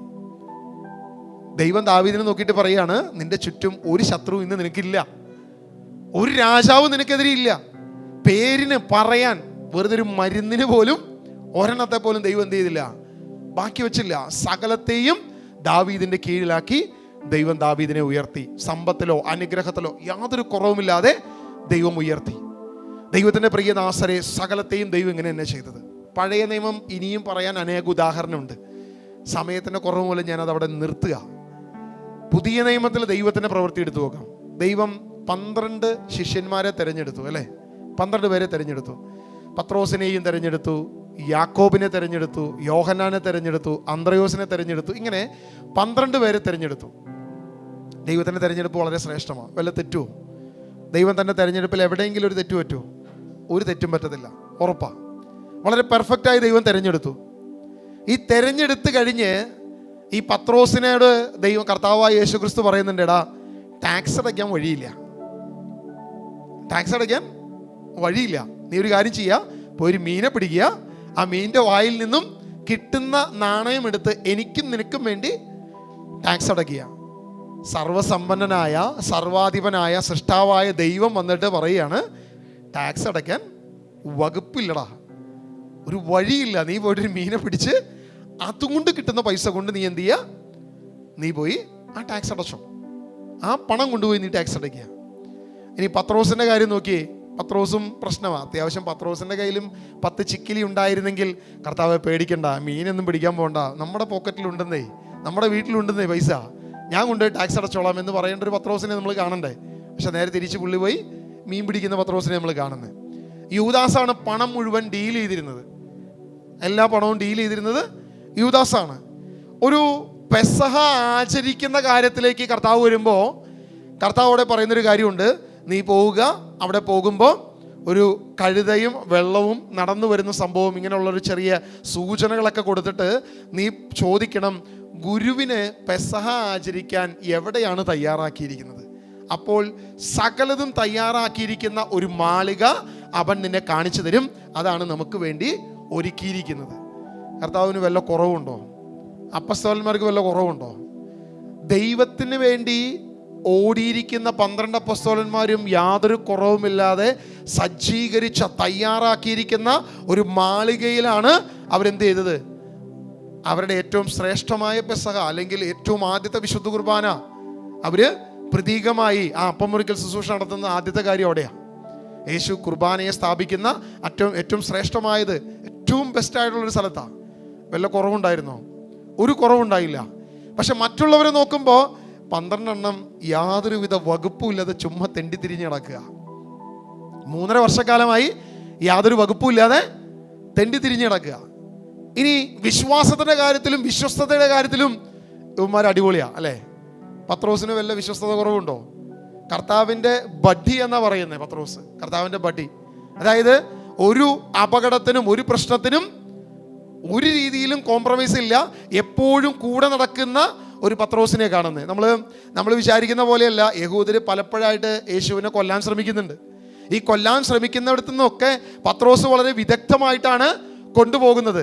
വേണ്ട, ലാസറിനെ ഉയർപ്പിക്കാനായിട്ട് തിരിച്ചു വരുമ്പോൾ തോമസ് പറയുന്നൊരു വാക്യമുണ്ട്, നമുക്ക് അവനോട് കൂടെ പോയി മരിക്കാമെന്നാണ് പറയുന്നത്. കാരണം മരണം ഉറപ്പാണ്. ഇവിടെ വന്നു കഴിഞ്ഞാൽ ഒന്നേ കല്ലെറിഞ്ഞു കൊല്ലും, അല്ലെങ്കിൽ ഏതെങ്കിലും രീതിയിൽ ചതിച്ച് കൊല്ലുമെന്നറിയാം. ഇതൊക്കെ അറിഞ്ഞുകൊണ്ടും യേശു വളരെ കൂളായിട്ട് വരുന്നു, ശിഷ്യന്മാരും കടന്നു വരുന്നു. പത്രോസ് അടക്കം എല്ലാവന്മാരും കർത്താവിനെ തള്ളിപ്പറഞ്ഞു, അല്ലേ? ആരെങ്കിലും കർത്താവിൻ്റെ കൂടെ ഉണ്ടായോ? ഒരുത്തം പോലും ഉണ്ടായില്ല. എല്ലാവന്മാരും കർത്താവിനെ തള്ളിപ്പറഞ്ഞു. എന്തായിരുന്നു അവരുടെ പ്രശ്നം? എന്തുകൊണ്ടാണ് പത്രോസ് കർത്താവിനെ തള്ളിപ്പറഞ്ഞത്? എന്തുകൊണ്ടാണ് ഈ പറയുന്ന 11 ശിഷ്യന്മാരും ഓടി ഒളിച്ചത്? ഒരൊറ്റ കാര്യമേ ഉള്ളൂ, സ്വന്തം ജീവനെ പേടിച്ചിട്ടാ.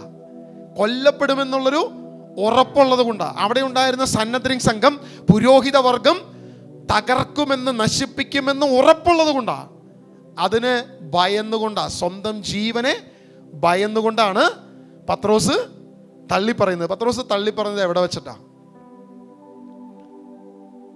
പ്രധാന പുരോഹിതന്റെ ആ കൂടുന്ന സ്ഥലത്ത് വിചാരണ ചെയ്യാനായിട്ട് എവിടെയാണോ ഒന്നിച്ചു കൂടിയേ അവിടെ തീ കാഞ്ഞുകൊണ്ടിരിക്കുമ്പോഴാണ് പത്രോസ് തള്ളി പറഞ്ഞത്, അല്ലേ? ഒരു പ്രാവശ്യമല്ല, 3 പ്രാവശ്യം തള്ളി പറഞ്ഞു. ഇതേ കാര്യത്തിൽ തന്നെ ദൈവത്തിനൊരു റിവഞ്ച് ഉണ്ട് ഇവിടെയും. 3 പ്രാവശ്യം പത്രോസ് തള്ളി പറഞ്ഞു. പത്രോസിനൊരു നോട്ടം നോക്കി, കോഴി കൂകുന്നതിന് മുൻപ് നീ എന്നെ തള്ളി പറയുമെന്ന് പറഞ്ഞിട്ട്, ഇല്ല കർത്താവേ, ഇവന്മാര് ഈ കള്ളന്മാര് മുഴുവൻ പോയാലും കർത്താവേ ഞാൻ പോകത്തില്ല എന്ന് പറഞ്ഞത് പത്രോസാ.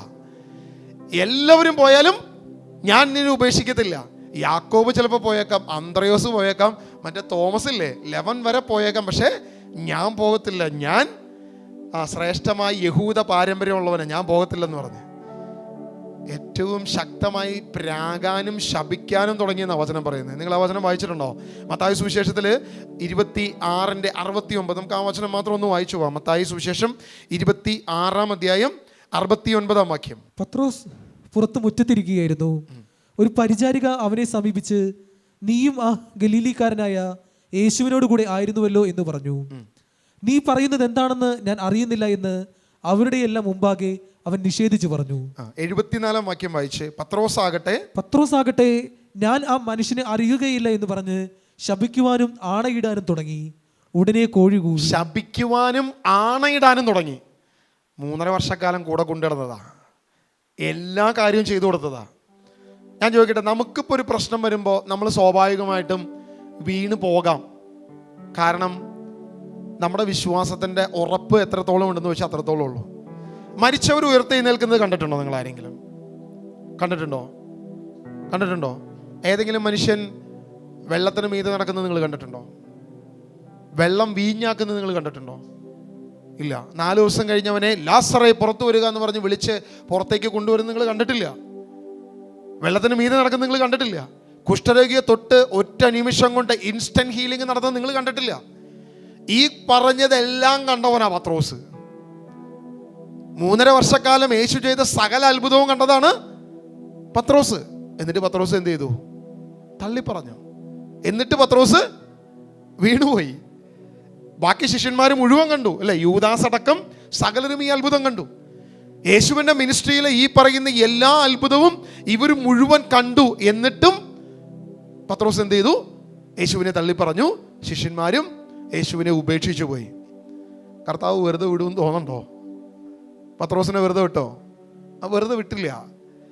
പത്രോസിനെ തിരിച്ചു വിളിക്കുന്നൊരു വിളിയുണ്ട്. പത്രോസിനെ വീണ്ടും തിരിച്ചു വിളിച്ച് വിശ്വാസത്തിൽ ഉറപ്പിച്ച് ബലപ്പെടുത്തി കഴിഞ്ഞിട്ട് നമ്മളവിടെ കാണുന്നൊരു കാര്യമുണ്ട്. യോഹന്നാന്റെ സുവിശേഷം 21-ാം അധ്യായത്തിൽ നമ്മളൊരു ചെറിയൊരു കാര്യം കാണുന്നുണ്ട്. പത്രോസേ, നീ പേടിക്കണ്ടടാ, നിന്റെ എല്ലാ കാര്യത്തിലും ഞാൻ മതിയായവനാ. പത്രോസ് പിന്നെയും വലയിടാൻ പോയി. ഞാൻ നിന്നെ മത്സ്യത്തെ പിടിക്കുന്നതിൽ നിന്നും മനുഷ്യനെ പിടിക്കുന്നവനാക്കാമെന്ന് പറഞ്ഞിട്ട് പിന്നെ ഇവൻ എവിടെ പോയി? മത്സ്യത്തെ പിടിക്കാൻ പോയി. അവൻ മത്സ്യത്തെ പിടിക്കാൻ പോയിട്ടാണ് അന്നാണ് ഏറ്റവും കൂടുതൽ മത്സ്യം അവന് കിട്ടിയത്. ഏറ്റവും കൂടുതൽ 153 അല്ലേ? 153 എനിക്ക് തോന്നുന്നു. അത്രയും അധികം മത്സ്യത്തെ കിട്ടി. ആ വല നിറച്ചു കൊടുത്തു. ഇതിനു മുമ്പും ഇതുപോലെ വല നിറച്ചു പറഞ്ഞു. ഞാൻ നിന്നെ മനുഷ്യരെ പിടിക്കുന്നവരാക്കാമെന്ന് പറഞ്ഞ പത്രോസിനെ വിളിക്കുന്ന സന്ദർഭത്തിലും ഈ വല നിറച്ചു കൊടുത്തിരുന്നു. ഒരു കുറവില്ലാത്ത രീതിയിൽ അവനെ അനുഗ്രഹിച്ച് കാണിച്ചു കൊടുത്തു ദൈവം. പത്രോസ്, നീ പേടിക്കണ്ടടാ, നിന്നെ ഞാൻ അനുഗ്രഹിക്കാം, നിന്നെ ഞാൻ വളർത്താം. 3 ദിവസം യഥാർത്ഥത്തിൽ യേശു മരിച്ച സമയത്ത് ചുറ്റുമുള്ളവർ നോക്കി ക്രൂശിനെ നോക്കി പരാജയമെന്ന് പറഞ്ഞു. ആ ചുറ്റുമുള്ളവർ യേശുവിനെ നോക്കി പരാജയമെന്ന് പറഞ്ഞിട്ടുണ്ടെങ്കിൽ പത്രോസിനെയും ശിഷ്യന്മാരെയും നോക്കി എന്തൊക്കെ പറഞ്ഞിട്ടുണ്ടാകാം? നിങ്ങളൊന്ന് ആലോചിച്ച് നോക്കി. കുറെ കാലം അവൻ്റെ കൂടെ നടന്നല്ലോടാ, എന്ത് കിട്ടി നിനക്കൊക്കെ? വലിയ അത്ഭുത പ്രവർത്തകനാണെന്നല്ലോ. എന്നിട്ട് എന്ത് പറ്റി? ഇതേ മരത്തിൽ തൂക്കപ്പെട്ട ശപിക്കപ്പെട്ടവനല്ലേ നിന്റെ ഗുരു, അല്ലേ? പത്രോസിനോട് ഇതായിരിക്കില്ലേ ചോദിച്ചിട്ടുണ്ടാവുക. പത്രോസ് പുറത്തു വന്നിട്ടുണ്ടാവില്ല ഒരു പരിധി വരെ. ശിഷ്യന്മാർ പുറത്തു വന്നിട്ടില്ല എന്നുള്ളതാണ് സത്യം. അവർ പേടിച്ച് കതകടച്ചിരിക്കുകയായിരുന്നു. പക്ഷെ ലോകം മുഴുവൻ അവരെ നോക്കി വിളിച്ചു പറഞ്ഞത് ഇതേ കാര്യം തന്നെയാ. യാതൊരു കോംപ്രമൈസും ഇല്ല. മരത്തിൽ തൂക്കപ്പെട്ട ശപിക്കപ്പെട്ടവനല്ല നിന്റെ ഗുരു എന്നാണ് ശിഷ്യന്മാരെ നോക്കി, അല്ലെങ്കിൽ യേശുവിൻ്റെ അനുയായികളെ നോക്കി പറഞ്ഞത്. ഒരു കോംപ്രമൈസും ഇല്ല.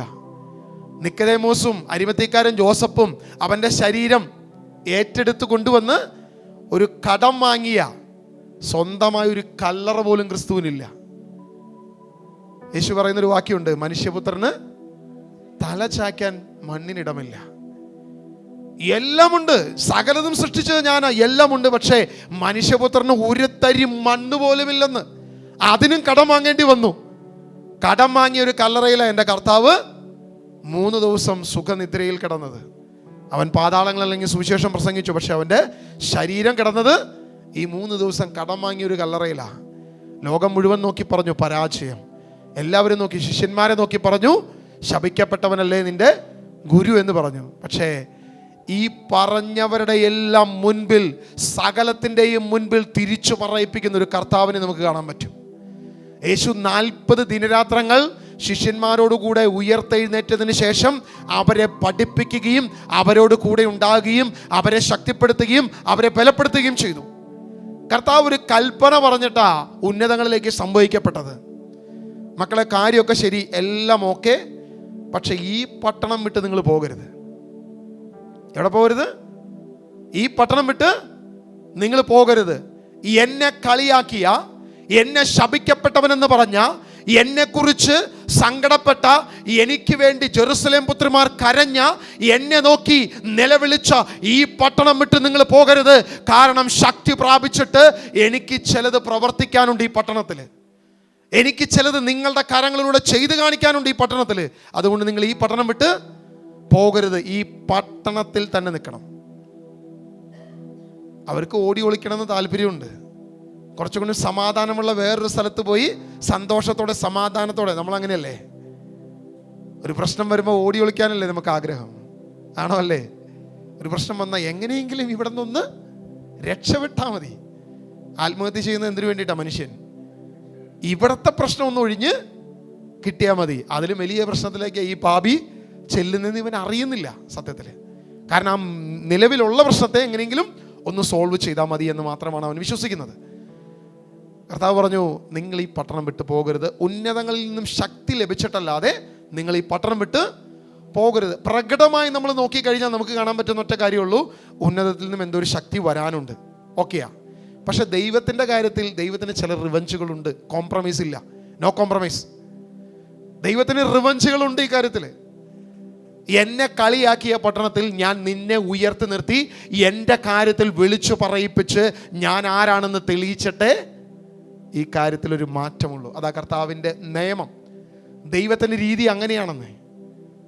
നീ പരാജയപ്പെട്ടെന്ന് എവിടെയെങ്കിലും നിന്നെ നോക്കി ലോകം പറഞ്ഞിട്ടുണ്ടെങ്കിൽ അവരുടെ മുൻപിൽ നിന്നെ വിജയിപ്പിച്ച് നിന്നെ അനുഗ്രഹിച്ച് കാണിക്കുന്നൊരു ദൈവത്തെയാണ് നമ്മൾ വിശ്വസിക്കുന്നത്. അത് കാണിച്ച് നമ്മളെ മുൻപിൽ കാണിച്ചു തന്നൊരു ദൈവമാണ് നമ്മുടെ കർത്താവെന്ന്. ഒരു കോംപ്രമൈസും ഇല്ല. അവർ വീണ്ടും 10 ദിവസം കൂടി ആ പട്ടണത്തിൽ തന്നെ കഴിഞ്ഞു. 10ാം ദിവസം അവർ മാളികമുറിയിൽ ദൈവത്തെ ആരാധിച്ചു. അവർ പരിശുദ്ധാത്മാവിനെ സ്വീകരിച്ചു. അവർ ഭയപ്പെട്ട് ഓടി രക്ഷപ്പെട്ടവരാ, അല്ലേ? ഭയപ്പെട്ട് ക്രിസ്തുവിനെ തള്ളിപ്പറഞ്ഞവരാ, എങ്ങനെയെങ്കിലും രക്ഷപ്പെടാൻ നോക്കിയവരാ. പക്ഷെ ഇതൊന്നും ദൈവം നോക്കിയില്ല. തിരിച്ച് അതേ സ്ഥലത്ത് തന്നെ കൊണ്ടുവന്ന് നിർത്തി ദൈവം വിശുദ്ധീകരിച്ച് പരിശുദ്ധാത്മാവിനെ നൽകി അനുഗ്രഹിച്ചൊരു ദൈവത്തെ നമ്മൾ കാണുന്നത്. പരിശുദ്ധാത്മാവിനെ സ്വീകരിച്ചതിന് ശേഷം ആദ്യത്തെ സന്ദർഭം നമ്മൾ അപ്പസ്തോല പ്രവൃത്തിയിൽ വായിക്കുന്നുണ്ട്. നമുക്കതൊന്ന് വായിക്കാം. അപ്പസ്തോല പ്രവൃത്തി അതിൻ്റെ 4-ാം അധ്യായം 6 മുതൽ വാക്യങ്ങൾ നമുക്കൊന്ന് വായിക്കാം. അപ്പസ്തോല പ്രവൃത്തി 4:6.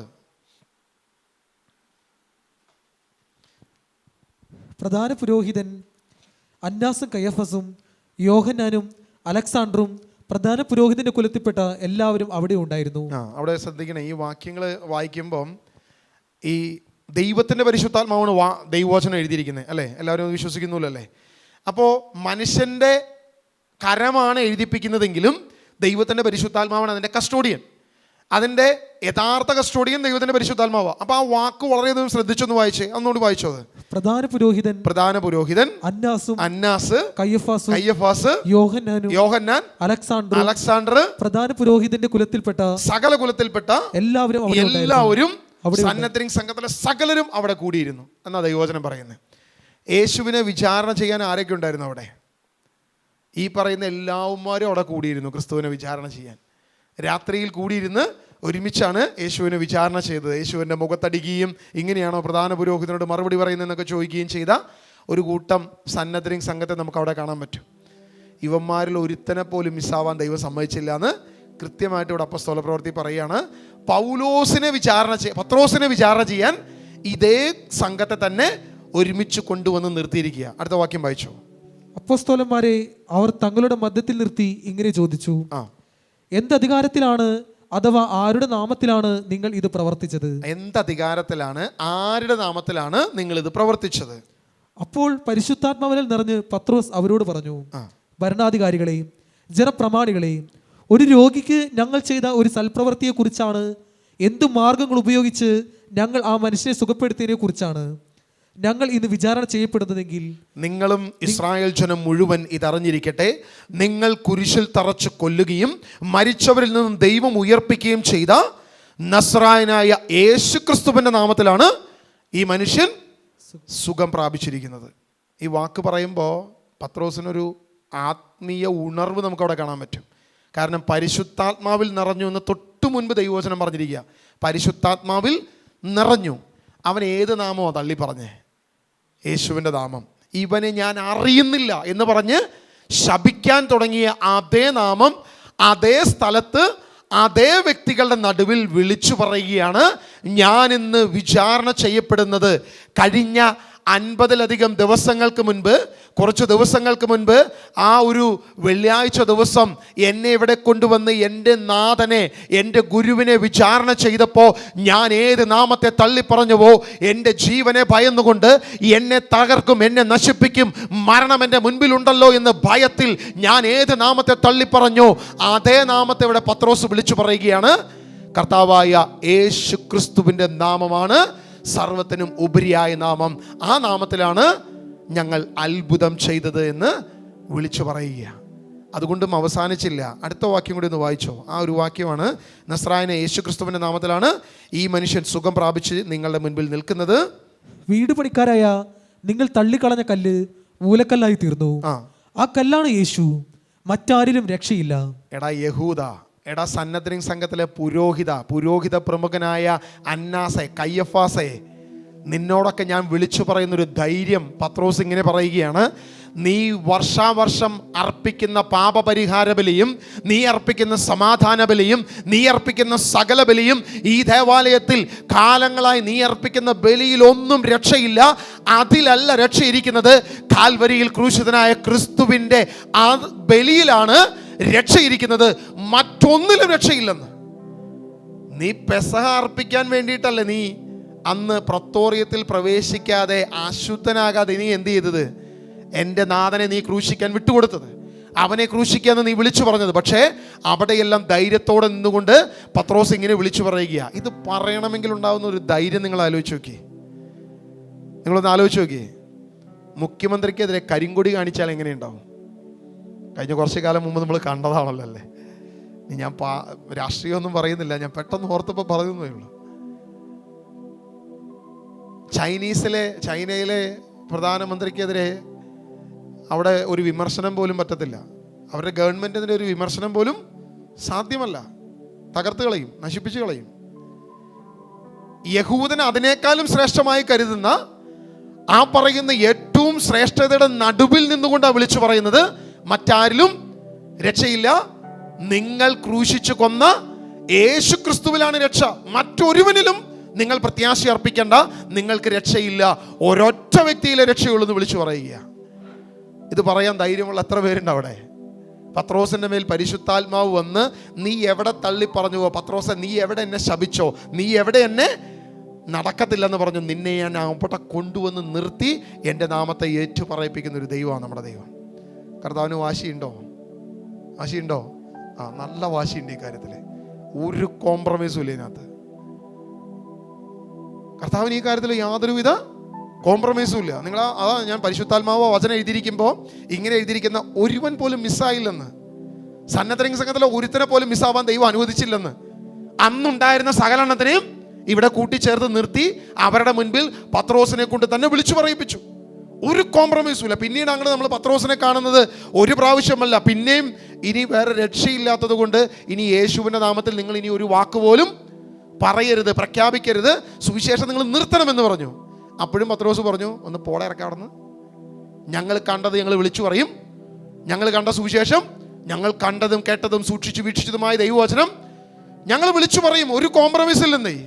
ഞാൻ അനുഭവിച്ച ക്രിസ്തുവിനെ ഞാൻ പറയുന്നു, അതിനകത്തൊരു അഡ്ജസ്റ്റ്മെൻറ്റിന് ഞാൻ തയ്യാറല്ല. നിങ്ങളെക്കാളധികം ദൈവത്തെയാണ് ഞാൻ ഭയപ്പെടുന്നത് എന്ന് വിളിച്ചു പറയുന്നൊരു പത്രോസിനെ നമുക്ക് കാണാം. എവിടെയത് പറയുന്നേ? ഒരിക്കൽ പേടിച്ച്, നമ്മുടെ നാടൻ ഭാഷയെ പറഞ്ഞ നിക്കറിൽ മുള്ളി തള്ളി പറഞ്ഞ പത്രോസ് അതേ സ്ഥലത്ത് നിന്ന് ശക്തമായി വിളിച്ചു പറയുക, എൻ്റെ കർത്താവ് അല്ലാതെ മറ്റൊരുവനിലും രക്ഷയില്ലെന്ന്. നമുക്ക് എത്ര പേർക്ക് പറയാൻ പറ്റുമത്? എവിടെയാ പത്രോസ് ഇത് പറഞ്ഞെന്നറിയോ? പരിശുദ്ധാത്മാവ് ശക്തമായി അവൻ്റെ മേലെ ആവസിച്ചു കഴിഞ്ഞപ്പോഴാണ് അവനിത് വിളിച്ചു പറയുന്നത്. ശിഷ്യന്മാരിൽ ഇനി ആരിലും ഒരു മാറ്റമില്ല, എല്ലാവരും ഇതേ കാര്യം തന്നെ ചെയ്യുന്നത്. എവിടെയെങ്കിലും ഒരു കോംപ്രമൈസ് നമ്മൾ കാണുന്നുണ്ടോ? സകല ശിഷ്യന്മാരും ഇതേ പ്രവൃത്തി തന്നെ ചെയ്യുന്നത്.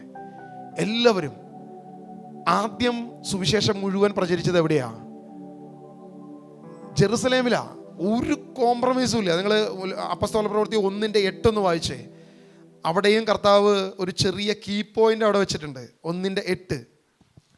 എന്നാൽ പരിശുദ്ധാത്മാവ് നിങ്ങളുടെ മേൽ വന്നു കഴിയുമ്പോൾ നിങ്ങൾ ശക്തി പ്രാപിക്കും. ജെറുസലേമിലും യൂദയ മുഴുവനിലും സമരിയായാലും ഭൂമിയുടെ അതിർത്തികൾ വരെയും നിങ്ങൾ എനിക്ക് സാക്ഷികളായിരിക്കുകയും ചെയ്യും. കർത്താവ് ഒരു ഓർഡർ വെച്ചേക്കുക. ആദ്യം എവിടെയാണ്?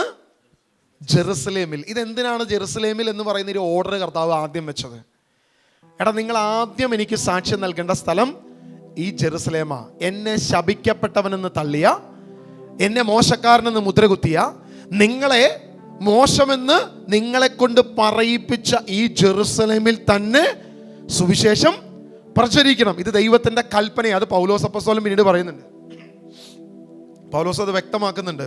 അത് അപ്പസ്തോല പ്രവൃത്തി 8-ാം അധ്യായം 1-ാം വാക്യം ഒന്ന് വായിക്കാം. സാവൂൾ ഈ വധത്തെ അനുകൂലിച്ചു. അന്ന് ജെറുസലേമിലെ സഭയ്ക്കെതിരായി വലിയ പീഡനം നടന്നു.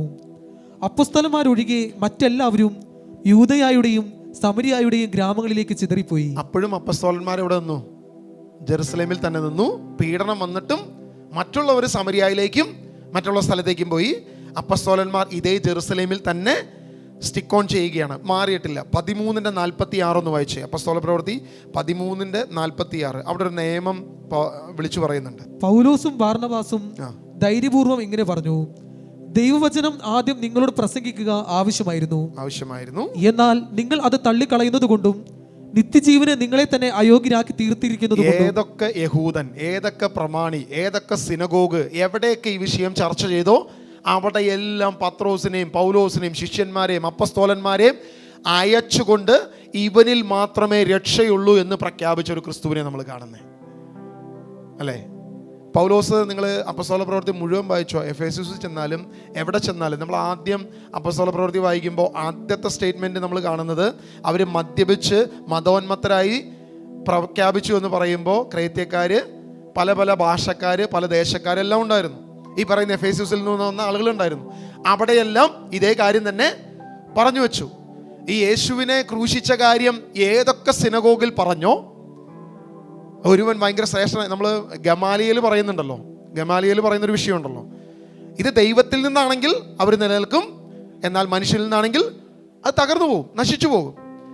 അപ്പം ഈ വിഷയം ഒരു ചെറിയൊരു സംസാര വിഷയമല്ലത്. എവിടെയൊക്കെ യഹൂദനുണ്ടോ, യഹൂദൻ തിങ്ങിപ്പാർക്കുന്ന സകല സ്ഥലത്തും ഈ വിഷയം എന്ത് ചെയ്തിട്ടുണ്ട്? സംസാരിച്ചിട്ടുണ്ട്. ഇത് പ്രധാനപ്പെട്ട ചർച്ചാ വിഷയമാണ്. മാത്രമല്ല, ഏറ്റവും പ്രധാനപ്പെട്ട പെസഹായുടെ അന്നാണ് കർത്താവ് യേശുമിശിഹ ക്രൂശിക്കപ്പെട്ടത്. നിങ്ങളൊരു വചനം ശ്രദ്ധിച്ചിട്ടുണ്ടോ? ഈ പുരോഹിതന്മാര് ഗൂഢാലോചന നടത്തിയിട്ട് അവർ പറയുന്നൊരു കാര്യമുണ്ട്, ഇവന് ഇങ്ങനെ വളർത്തി വിട്ടാൽ ശരിയാവത്തില്ല, ഇവനെങ്ങനെയെങ്കിലും നശിപ്പിക്കണം, ഇവനെങ്ങനെയെങ്കിലും തകർക്കണം. പക്ഷേ തിരുനാൾ ദിവസം വേണ്ട, ജനം ഇളകും. തിരുനാൾ ദിവസം വേണ്ട, നമുക്ക് പറ്റിയ വേറൊരു ദിവസം തീരുമാനിക്കാം. എന്നിട്ട് ഏത് ദിവസമാണ് കർത്താവിനെ ക്രൂശിച്ച്? മനുഷ്യൻ്റെ ഇഷ്ടം നടന്നോ, ദൈവത്തിൻ്റെ ഇഷ്ടം നടന്നോ? കാരണം ഈ തിരുനാൾ ദിവസം ജെറുസലേം എന്ന് പറയുന്നത് ജനനിബിഡമാണ്, ജനസമുദ്രം പോലെയാണ്. സകല യഹൂദനും 3 തിരുനാളുകളിൽ എവിടെ വരണം? ജെറുസലേം ദേവാലയത്തിൽ വന്ന് ദൈവത്തിന് കാഴ്ചകൾ അർപ്പിക്കണമെന്ന് ദൈവം മുന്നമേ കൽപ്പന കൊടുത്തിരിക്കുക. ആ കൽപ്പന കൊടുത്തപ്പോഴേ ദൈവത്തിന് ഈ പ്ലാനും പദ്ധതിയുമുണ്ട്. ഇത് മുഴുവൻ, ലോകം മുഴുവൻ സംസാര വിഷയമാകണം. ഒരു യഹൂദൻ എവിടെയുണ്ടോ അവിടെ ഇത് സംസാര വിഷയമാകണമെന്ന് ദൈവം ആഗ്രഹിക്കുക. എന്നിട്ട് തന്നെ ഈ പുരോഹിതന്മാർ പ്ലാനും പദ്ധതിയും തയ്യാറാക്കുമ്പോൾ അവന്മാർ പറയുകയാണ്, തിരുനാൾ ദിവസം വേണ്ട, നമുക്ക് വേറൊരു ദിവസം അഡ്ജസ്റ്റ് ചെയ്ത് എങ്ങനെയെങ്കിലും ആരും കാണാതെ ഇവനെ തട്ടിക്കളയാം, ഇവനെ ക്രൂശിയെ തറയ്ക്കാം. കർത്താവ് പറഞ്ഞു, പോടാ പുള്ളി അവിടെ നിന്ന്, എൻ്റെ മേൽ എന്തെങ്കിലും അധികാരം നിനക്ക് നൽകിയിട്ടുണ്ടെങ്കിൽ അത് സ്വർഗം അനുവദിച്ചതല്ലാതെ മറ്റൊരു ദിവസമില്ല, സ്വർഗം തീരുമാനിച്ചതല്ലാതെ മറ്റൊരു ദിവസമില്ല. നിന്റെ പദ്ധതിയല്ല. 7:79 7:70 ആ ഒരു കൃത്യമായ കണക്കാണ് പറയുന്നത് അല്ലേ. 69 ആഴ്ചയ്ക്ക് ശേഷം അഭിഷിക്തൻ വിച്ഛേദിക്കപ്പെടും. ദാനിയേലിന്റെ പ്രവചനത്തിന്റെ കറക്റ്റ് ഡേറ്റ് വെച്ചിട്ടാണ് പറഞ്ഞിരിക്കുന്നത്. ഒരു കോംപ്രമൈസ് ഇല്ല. കൃത്യം ദിവസത്തിലാണ് അഭിഷിക്തൻ ക്രൂശിക്കപ്പെടുന്നത്, വിച്ഛേദിക്കപ്പെടുന്നത്. ലോകം മുഴുവൻ കാഴ്ചയ്ക്കായി അവന് വെച്ചു. ഏതൊക്കെ സിനഗോഗിൽ, എവിടെയൊക്കെ യഹൂദൻ കൂടിച്ചേരുന്നോ അവിടെയെല്ലാം അവർ സംസാരിക്കുന്നു. ഏത് വിഷയമാ? നമ്മൾ പ്രതീക്ഷിച്ചിരുന്ന മിശിഹ എന്ന് പ്രതീക്ഷിച്ചിരുന്നവൻ തീർന്നു. അവൻ ശപിക്കപ്പെട്ടവനായിരുന്നു, അവൻ അവസാനിച്ചു, അവൻ തകർന്നുപോയി. ഈ പറഞ്ഞിടത്തെല്ലാം പത്രോസും പൗലോസും അപ്പസ്തോലന്മാരും മുഴുവൻ പോയി വിളിച്ചു പറഞ്ഞു, നിങ്ങൾ തള്ളിക്കളഞ്ഞ കല്ല് മൂലക്കല്ലായി തീർന്നിരിക്കുന്നു, നിങ്ങൾ നഷ്ടപ്പെടുത്തിയത് അവനാണ് മിശിഹ, അവനാണ് മിശിഹ. യഹൂദൻ വിശ്വസിച്ചോ? ഇല്ല, എല്ലാവരും വിശ്വസിച്ചില്ല. അനേകർ വിശ്വസിച്ചു. ഇന്നും അവർ മിശിഹായെ കാത്തിരിക്കുക. യഹൂദൻ ഇപ്പോഴും ദേവാലയം പണിയാൻ പോവുക, അവിടെ എല്ലാം തയ്യാറായി.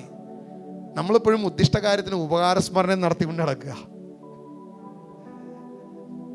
നമ്മളിപ്പോഴും ഉദ്ദിഷ്ട കാര്യത്തിന് തായോ തായോ തായോ എന്ന് പറഞ്ഞുകൊണ്ട് മറ്റേ തൂമ്പ തോളത്തിട്ടുകൊണ്ട് നമ്മളിപ്പോൾ കൃപാസനത്തിൽ പോകണോ, അത് ഇനി പുതിയ ഏതെങ്കിലും ദേവാലയമുണ്ടോ, എവിടെയെങ്കിലും പുതിയൊരു സാധനം നൊവേന പള്ളി ഉണ്ടോ എന്ന് നോക്കി നടക്കുക. നമുക്ക് ഈ സംഭവം മാത്രം മതി, അനുഗ്രഹം മാത്രം മതി, വേറൊന്നും നമുക്ക് വേണ്ട. കർത്താവ് വ്യക്തമായിട്ട് പറയുക, ജെറുസലേം വിട്ടു പോകരുത്, ആദ്യം നിങ്ങളോട് സുവിശേഷം പ്രസംഗിക്കേണ്ടിയിരിക്കുന്നു. കാരണം നീ തള്ളിക്കളഞ്ഞത് നിന്റെ മുൻപിൽ വെച്ച് വിജയമെന്ന് പ്രഖ്യാപിക്കാൻ ദൈവം ഇടയാക്കി. അത് ദൈവത്തിൻ്റെ ഒരു റിവഞ്ചാ, അതിനൊരു കോംപ്രമൈസ് ഇല്ല ദൈവത്തിന്. നിങ്ങൾ വചനത്തിൽ ഉടനീളം നോക്കിക്കോ ഈ കാര്യത്തിൽ. അതായത് നീ പരാജയമെന്ന് ലോകം നിന്നെ നോക്കി വിളിച്ചിട്ടുണ്ടോ, ദൈവത്തിൽ ആശ്രയിച്ചിട്ട്, വചനത്തിൽ ആശ്രയിച്ചിട്ട്, ക്രിസ്തുവിൽ നീ പ്രത്യാശ വെച്ചിട്ട് നീ പരാജയമാണെന്ന് ലോകം നിന്നെ നോക്കി എവിടെയെങ്കിലും പറഞ്ഞിട്ടുണ്ടോ, അവരുടെ മുൻപിൽ നിന്നെ ഉയർത്തുന്നൊരു ദൈവമുണ്ട്. നിന്നെ ഉയർത്തി നിർത്തി അവരുടെ മുൻപിൽ കാണിക്കുന്നൊരു ദൈവമുണ്ട്. ബൈബിളിൽ, വിശുദ്ധ വചനത്തിൽ ഈ ക്രിസ്തുവിനെയാണ് ഞാൻ കാണുന്നതെങ്കിൽ ഞാൻ വിശ്വസിക്കുന്നു നമ്മളെയും അതേ കർത്താവ് ഉയർത്തി നിർത്തി കാണിക്കും. പക്ഷെ ദൈവം അതിനു മുൻപ് ഒരു അനുവാദം കൊടുക്കണം. സകലതും അങ്ങോട്ട് തുറന്നു വിടും. സകല വൻപ് പറയുന്ന വായേം ദൈവം നിനക്കെതിരെ തുറന്നു വിടും. സകല ശത്രുവിനെയും നിനക്കെതിരെ എല്ലാ ആയുധവും കൊടുത്ത് തുറന്നു വിടും. പോടാ, പോയി പറയ്, ഈജിപ്തിലെ ജനമേ നീ പറയ്, ഇതാ ഇസ്രായേല് കുടുക്കിലായിരിക്കുന്നു, അവരുടെ ദൈവത്തിന് അവരെ രക്ഷിക്കാൻ കഴിയില്ല എന്ന് നീ വിളിച്ചു പറയ്. സകലണത്തിനെ വിടും നിനക്കെതിരെ. നീ ഇത്രയും വർഷം ദൈവത്തിൽ ആശ്രയിച്ചിട്ട് നീ എന്ത് നേടി? 10 വർഷം നീ ഈ ഒരു മിനിസ്ട്രിയിൽ നിന്നിട്ട് നിനക്ക് എന്ത് കിട്ടി? നശിച്ച് തകർന്ന് തരിപ്പണമായതല്ല, നിനക്ക് എന്തുണ്ട്? നീ കർത്താവിൽ ആശ്രയിച്ചിട്ട്, നീ ദൈവത്തിൽ നിനക്ക് എന്താ ഉള്ളത്? നിനക്കെതിരെ ലോകം മുഴുവൻ വിളിച്ചു ചോദിക്കും. സകലതും പറയാനായിട്ട് വൻപ് പറയുന്ന നാവിനെ ദൈവം അഴിച്ചുവിടും. 70 പേരടങ്ങുന്ന സന്നദ്ധ സംഘവും രാജാക്കന്മാരും, നമ്മൾ അപ്പോസ്തലപ്രവൃത്തി 4-ാം അധ്യായം വായിക്കുമ്പോൾ രാജാക്കന്മാരും താഴെയുള്ളവരും സകലരും ഇതാ ക്രിസ്തുവിനെതിരെ ഗൂഢാലോചന നടത്തി എന്ന വചനം പറയുന്നത് അല്ലേ. ഗൂഢാലോചന നടത്തി സകലരും. അത് സങ്കീർത്തനത്തിൽ ദാവീദ് എഴുതിയിരിക്കുന്ന കാര്യമാണ്. അതേ കാര്യം തന്നെ ഇവിടെ സംഭവിച്ചു എന്ന വചനം പറയുന്നത്. എല്ലാവരും, സകല വായും വൻപ് പറയുന്ന സകലരും നമുക്കെതിരെ തിരിയും. പക്ഷെ അതുകൊണ്ട് ലോകം അവസാനിച്ചു എന്ന് വിചാരിക്കരുത്, ഇതുകൊണ്ട് എല്ലാം തീർന്നു എന്ന് വിചാരിക്കരുത്. ദൈവം ഒരുക്കുന്നൊരു ദിനമുണ്ട് നമുക്ക് വേണ്ടി. ദൈവം ഒരുക്കി വെക്കുന്ന ദിവസമുണ്ട് നമുക്ക് വേണ്ടി. അന്ന് ദൈവം നമുക്ക് വേണ്ടി ഒരു വാതിൽ തുറക്കും. നീ എവിടെ കീഴ്പ്പെട്ടോ, നീ എവിടെ പരാജയപ്പെട്ടോ, നീ എവിടെ തകർന്നോ, നീ എവിടെ നശിച്ചു എന്ന് ലോകം വിളിച്ചു പറഞ്ഞോ, അവിടെ അതേ സ്ഥലത്ത് നിന്നെ വിജയിപ്പിച്ച് എഴുന്നേൽപ്പിച്ച് നിർത്തി വിജയക്കൊടി പാറിപ്പിക്കുന്ന ഒരു ദൈവത്തെയാണ് നമ്മൾ വിശ്വസിക്കുന്നത്. അത് കാണിച്ച് നമ്മുടെ മുൻപിൽ എഴുതി വെച്ചൊരു ദൈവമാണ്. ഈ ബൈബിൾ ഞാൻ എടുക്കുന്നുണ്ടെങ്കിൽ, ഈ ബൈബിൾ ശ്രേഷ്ഠമാണെന്ന് നമ്മൾ വിശ്വസിക്കുന്നുണ്ടെങ്കിൽ ഈ വചനത്തിൽ ഇത് എഴുതിയിട്ടുണ്ടെന്നേ. ഓരോ വാക്യവും എഴുതിയിട്ടുണ്ട്. നമ്മളിപ്പോൾ 13:46 എന്താ വായിച്ചേ? ആ വാക്യം ഒന്നുകൂടി വായിച്ചോ. സാവൂളും പൗലോസും വിളിച്ചു പറയുകയാണ്. പൗലോസും ബർന്നബാസും ധൈര്യപൂർവ്വം ഇങ്ങനെ പറഞ്ഞു, ദൈവവചനം ആദ്യം നിങ്ങളോട് പ്രസംഗിക്കുക ആവശ്യമായിരുന്നു. ദൈവവചനം ആദ്യം നിങ്ങളോട് പ്രസംഗിക്കണമെന്നേ. പൗലോസ് എവിടെ പോയാലും ഒരു സിനഗോഗ് ഉണ്ടോന്നാ നോക്കുന്നേ. എവിടെയുണ്ട് ഒരു സിനഗോഗ്, അവിടെ പോയി എന്ത് ചെയ്യുക? കർത്താവിൻ്റെ വചനം പറയുക. ഒരു കോംപ്രമൈസ് ഇല്ലെന്ന്. എന്നെ ഈ പൗലോസ് എന്തിനാ ഈ സിനഗോഗിൽ തേടിപ്പോയേ? വേണ്ട. പത്രോസും യോഹന്നാനും യാമപ്രാർത്ഥനയ്ക്ക് പോയത് ദേവാലയത്തിലാണല്ലോ, അല്ലേ? അവർ ബലിയർപ്പിക്കാൻ പോയതാണോ? ആണോ? എടാ, അവന്മാർ വിളിച്ചു പറയുന്നത് ഒരു ബലി കൊണ്ടൊരു കാര്യമില്ലെന്നേ വിളിച്ചു പറയുന്നേ. ഇനി കാൽവരിയിലെ ക്രൂശിതനായ ക്രിസ്തുവിൻ്റെ ബലി അല്ലാതെ ഒരു മൃഗം, ഒരു ആടുമില്ല, ഒരു കാളയില്ല, ഒരു ബലിയും വേണ്ടെന്നാണ് അവിടെ പത്രോസ് വിളിച്ചു പറയുന്നത്, യോഹന്നാൻ വിളിച്ചു പറയുന്നത്. അവിടുത്തെ ഒരു പ്രധാനപ്പെട്ട വ്യത്യാസം നിങ്ങൾ ശ്രദ്ധിച്ചിട്ടുണ്ടോ? ഈ യാമപ്രാർത്ഥനയ്ക്ക് പോയി അവിടെ ഒരു ഭിക്ഷക്കാരൻ അവനെ പ്രതീക്ഷിച്ച് എന്തെങ്കിലും ലഭിക്കുമെന്ന് പ്രതീക്ഷിച്ച് കൈ നീട്ടുക, എന്തെങ്കിലും കിട്ടും. അവിടെ പറയുന്നൊരു വാക്യം നിങ്ങൾ ശ്രദ്ധിച്ചിട്ടോ? എൻ്റെ കയ്യിൽ സ്വർണ്ണമില്ല, വെള്ളിയില്ല. എൻ്റെ കയ്യിൽ സ്വർണ്ണമോതിരമൊന്നും ഇല്ലട മക്കളെ, മുത്താനായിട്ട് ഇങ്ങോട്ട് വന്നിട്ടുണ്ടെങ്കിൽ വലിയ കാര്യമൊന്നുമില്ല. പാമ്പിരിക്കുന്ന വടിയൊന്നും എൻ്റെ കയ്യിലില്ല. സ്വർണം പതിപ്പിച്ച കിരീടമൊന്നും എൻ്റെ കയ്യിൽ ഇല്ല. സ്വർണവുമില്ല, വെള്ളിയുമില്ല എൻ്റെ കയ്യിൽ. പക്ഷെ എന്തുണ്ട്? യേശു ക്രിസ്തുവിൻ്റെ നാമമുണ്ട്. ഇന്നത്തെ അപ്പസ്തോലന്മാരെന്ന് പറയുന്നവരുടെ പ്രശ്നം എന്താണെന്നറിയോ? ഇന്നത്തെ സോക്കോൾഡ് അപ്പസ്തോലന്മാരുടെ പ്രശ്നം, സ്വർണ്ണമുണ്ട്, കൈമ സ്വർണ്ണമുണ്ട്, നമുക്ക് പോയി മുത്താം, കെട്ടിപ്പിടിക്കാം, ഉമ്മ വയ്ക്കാം, ഇതെല്ലാം ഉണ്ട്. കയ്യിൽ ഒരു ഇൻ്റർനാഷണൽ മറ്റേ വടിയുണ്ട്, മോശയുടെ വടിയേക്കാൾ വലിയ സ്വർണം പൂശിയ വടിയുണ്ട്, സ്വർണം പൂശിയ കിരീടമുണ്ട്, സ്വർണ്ണമുണ്ട്, വെള്ളിയുണ്ട്. പക്ഷെ എന്തില്ല? യേശുവിൻ്റെ നാമം മാത്രമില്ല. ബാക്കിയെല്ലാം ഉണ്ട് ഇന്നത്തെ സോക്കോൾഡ് അപ്പസ്തോലന്മാർക്ക്. ഞാൻ അത് പറഞ്ഞു എന്ന് വിചാരിച്ചായിരിക്കും ഇനി വിഷമൊന്നും വേണ്ട, ഓർത്തപ്പോൾ പറഞ്ഞു എന്ന് മാത്രമേ ഉള്ളൂ. കർത്താവിൻ്റെ നാമമാണ് നമുക്ക് വേണ്ടത്. അപ്പസ്തോലനായ യോഹന്നാനും പത്രോസും വിളിച്ചു പറയുന്ന ഈ കാര്യമാണ്, എനിക്ക് നിങ്ങൾക്ക് നൽകാൻ മറ്റൊന്നുമില്ല, സ്വർണ്ണമില്ല, വെള്ളിയില്ല, പക്ഷേ യേശുവിൻ്റെ നാമമുണ്ട്. അതിലൊരു സൗഖ്യമുണ്ട്, അതിലൊരു അനുഗ്രഹമുണ്ട്, അതിലൊരു വിടുതലുണ്ട്. തള്ളിക്കളഞ്ഞ ക്രിസ്തുവിനെ ശക്തമായി പ്രഘോഷിക്കുന്ന പിന്നീടുള്ള അപ്പസ്തോലന്മാരെ നമ്മൾ കാണുന്നേ. ദൈവവചനം മുഴുവൻ ഈ റിവഞ്ച് ഉണ്ടെന്ന് 1-ാം നൂറ്റാണ്ടും 2-ാം നൂറ്റാണ്ടും 3-ാം നൂറ്റാണ്ടും മുഴുവൻ നമുക്കിത് കാണാൻ പറ്റും. മുഴുവൻ സകലയിടത്തും ഇതേ കാര്യം തന്നെ നമുക്ക് കാണാൻ പറ്റും. എവിടെയാണ് ഏറ്റവും പ്രധാനമായി ക്രിസ്തുവിനെ ക്രൂശിച്ച സ്ഥലം? റോമല്ലേ? റോമൻ ആധിപത്യത്തിലല്ലേ യേശു ക്രൂശിക്കപ്പെട്ടത്? അത് റോം ആരുടെ അധികാരത്തിൽ കൊണ്ടുവന്ന് വെച്ചു? കർത്താവ് ക്രിസ്ത്യാനിയുടെ അധികാരത്തിൽ കൊണ്ടുവന്ന് വെച്ചു. നീ തള്ളിക്കളഞ്ഞ സകലതും കർത്താവിൻ്റെതാക്കി മാറ്റി. എവിടെയൊക്കെ യേശുവിനെ എതിർത്തോ അതെല്ലാം ക്രിസ്തുവിൻ്റെതാക്കി മാറ്റി. ജനീവ ബൈബിൾ സൊസൈറ്റി ഇരിക്കുന്ന സ്ഥലം നിങ്ങൾക്കറിയാം. ജനീവ ബൈബിൾ സൊസൈറ്റി ഒരു രാജാവിൻ്റെ കൊട്ടാരമാണ്. രാജാവ് പറഞ്ഞു, അടുത്ത 50 വർഷത്തേക്ക് ബൈബിൾ ഉണ്ടാകും. 50 വർഷം കഴിഞ്ഞാൽ ഇത് വെറും ചവറ്റുകൊട്ടയിൽ എറിയാനുള്ള ഒരു പുസ്തകമായി മാറുമെന്ന് പറഞ്ഞു. കൊട്ടാരം വിലയ്ക്ക് വാങ്ങി ആദ്യത്തെ ബൈബിൾ പ്രിന്റ് ചെയ്യുന്ന ഒരു പ്രിന്റിംഗ് പ്രസ്സാക്കി മാറ്റി. ജനീവ ബൈബിൾ സൊസൈറ്റി എന്ന് പറയപ്പെടുന്ന ശ്രേഷ്ഠമായ ഒരു ബുക്ക്, ഒരു ബൈബിൾ പ്രിന്റ് ചെയ്യുന്ന ഒരു പ്രിന്റിംഗ് പ്രസ്സാക്കി ദൈവം അതിനെ മാറ്റി. ഇന്ന് നമുക്കെതിരെ നമ്മുടെ ചുറ്റുപാട് പറയുന്നില്ലേ? നമ്മുടെ അയൽവക്കക്കാർ, നമ്മുടെ ബന്ധുമിത്രാദികളെ കർത്താവിൻ്റെ വചനത്തിന് വേണ്ടി ഇറങ്ങി തിരിച്ചതുകൊണ്ട് അല്ലേ? കുർബാന കഴിഞ്ഞ് കുർബാന കഴിഞ്ഞ് കഴിയുമ്പോൾ നൊവേന വരുമ്പോൾ നമ്മൾ ഇറങ്ങിപ്പോരുമ്പോൾ കണ്ടോ, ഏറ്റവും അനുഗ്രഹപ്രദമായ കാര്യത്തിൽ നമുക്ക് വേണ്ട. വിഗ്രഹം ചുവന്നും കൊണ്ട് കൊന്തയും കിന്തയും എന്നൊക്കെ പറഞ്ഞിട്ട് പോകുമ്പോൾ നമുക്ക് വേണ്ടാന്ന് പറയുമ്പോൾ അതേ കണ്ടോ, ആവശ്യം നല്ലത് വേണ്ടത് ശ്രേഷ്ഠമായത് അവൾ തള്ളിക്കളഞ്ഞു എന്ന് പറഞ്ഞ് നമുക്കെതിരെ പറയുന്ന നമ്മുടെ ബന്ധുക്കാരുണ്ടല്ലോ. ഈ ബന്ധുക്കാരുടെയൊക്കെ മുമ്പിൽ നമ്മളെ ഉയർത്തി നിർത്തുന്ന ഒരു ദൈവമുണ്ടെന്ന്, നമ്മളെ അഭിമാനത്തോടെ ഉയർത്തി നിർത്തുന്ന ഒരു കർത്താവുണ്ടെന്ന്. അത് നിർത്തിയിട്ടേ ദൈവം എന്ത് ചെയ്യത്തുള്ളൂ? ഇതൊക്കെ ഒന്ന് അവസാനിപ്പിക്കത്തുള്ളൂ. നിങ്ങൾ പേടിക്കണ്ട, ഇത് അവസാനിക്കണമെങ്കിൽ അങ്ങനെ തീരത്തുള്ളൂ എന്ന് നമുക്ക് ഉറപ്പിക്കാം, നമുക്ക് വിശ്വസിക്കാം. അത് കാരണം വിശുദ്ധ ബൈബിളിൽ ഇതേ കാര്യം തന്നെയാണ് കാണുന്നത്.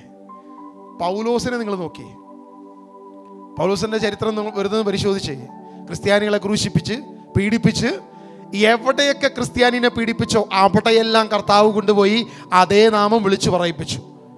യേശുവല്ലാതെ മറ്റൊരു രക്ഷയില്ല, മറ്റൊരു നാമമില്ല എന്ന് പൗലോസിനെ കൊണ്ട് ഉടനീളം വിളിച്ചു പറയിപ്പിച്ചു. അനന്യാസ് കൈവെക്കാനായിട്ട് അനന്യാസെ പോയി പൗലോസിനെ കൈവെക്കടാന്ന് പറഞ്ഞപ്പോൾ അനന്യാസ് കർത്താവിനോട് പറയുന്നുണ്ട്, കർത്താവേ വേറെ ആരെങ്കിലും അഡ്ജസ്റ്റ് ചെയ്ത് വിടാമോ, എന്നെ കൊണ്ട് വയ്യ. കർത്താവ് പറഞ്ഞു, നീ തന്നെ പോയാൽ മതി, വേറെ ഒരുത്തനെ ഞാൻ വിടത്തില്ല, നിന്നോട് ഞാൻ പറഞ്ഞ നീ തന്നെ പോണം. അല്ല, അവൻ ക്രൂശിക്കും, അവൻ എന്നെ പീഡിപ്പിക്കും, ചിലപ്പോൾ കുതിരയിൽ വലിച്ചഴയ്ക്കും എന്നെ. നടക്കത്തില്ല അനനിയാസ്, നീ തന്നെ പോകണം. എൻ്റെ നാമം എത്ര ശ്രേഷ്ഠമാണെന്ന് ലോകം മുഴുവൻ വിളിച്ചു പറയാനും അതിനെ പ്രതി അടികൊള്ളാനും ഞാൻ അവനെ തിരഞ്ഞെടുത്തിട്ടുണ്ടെങ്കിൽ എവിടെയൊക്കെ അവൻ അടിച്ചോ അവിടെയൊക്കെ അടികൊള്ളാൻ ഞാൻ അവനെ കൊണ്ടുപോയി ഞാൻ നിർത്തും. നീ പേടിക്കണ്ട. എവിടെയൊക്കെ ക്രിസ്ത്യാനിനെ പീഡിപ്പിച്ചോ അവിടെയൊക്കെ പൗലോസ് പീഡിപ്പിക്കപ്പെട്ടു. എവിടെയൊക്കെ ക്രിസ്ത്യാനിനെ വലിച്ചഴിച്ചോ അവിടെയൊക്കെ പൗലോസ് പീഡിപ്പിക്കപ്പെട്ടു. പക്ഷെ ആ പീഡിപ്പിക്കപ്പെട്ടപ്പോഴെല്ലാം പൗലോസ് വിളിച്ചു പറയുന്നൊരു കാര്യമുണ്ട്, എത്രയൊക്കെ കഷ്ടത സഹിച്ചാലും എൻ്റെ ക്രിസ്തു ആണ് എനിക്ക് ജീവിതം, ക്രിസ്തുവും മരണം എനിക്ക് നേട്ടവും, മറ്റൊന്നും ഞാൻ നോക്കുന്നില്ല.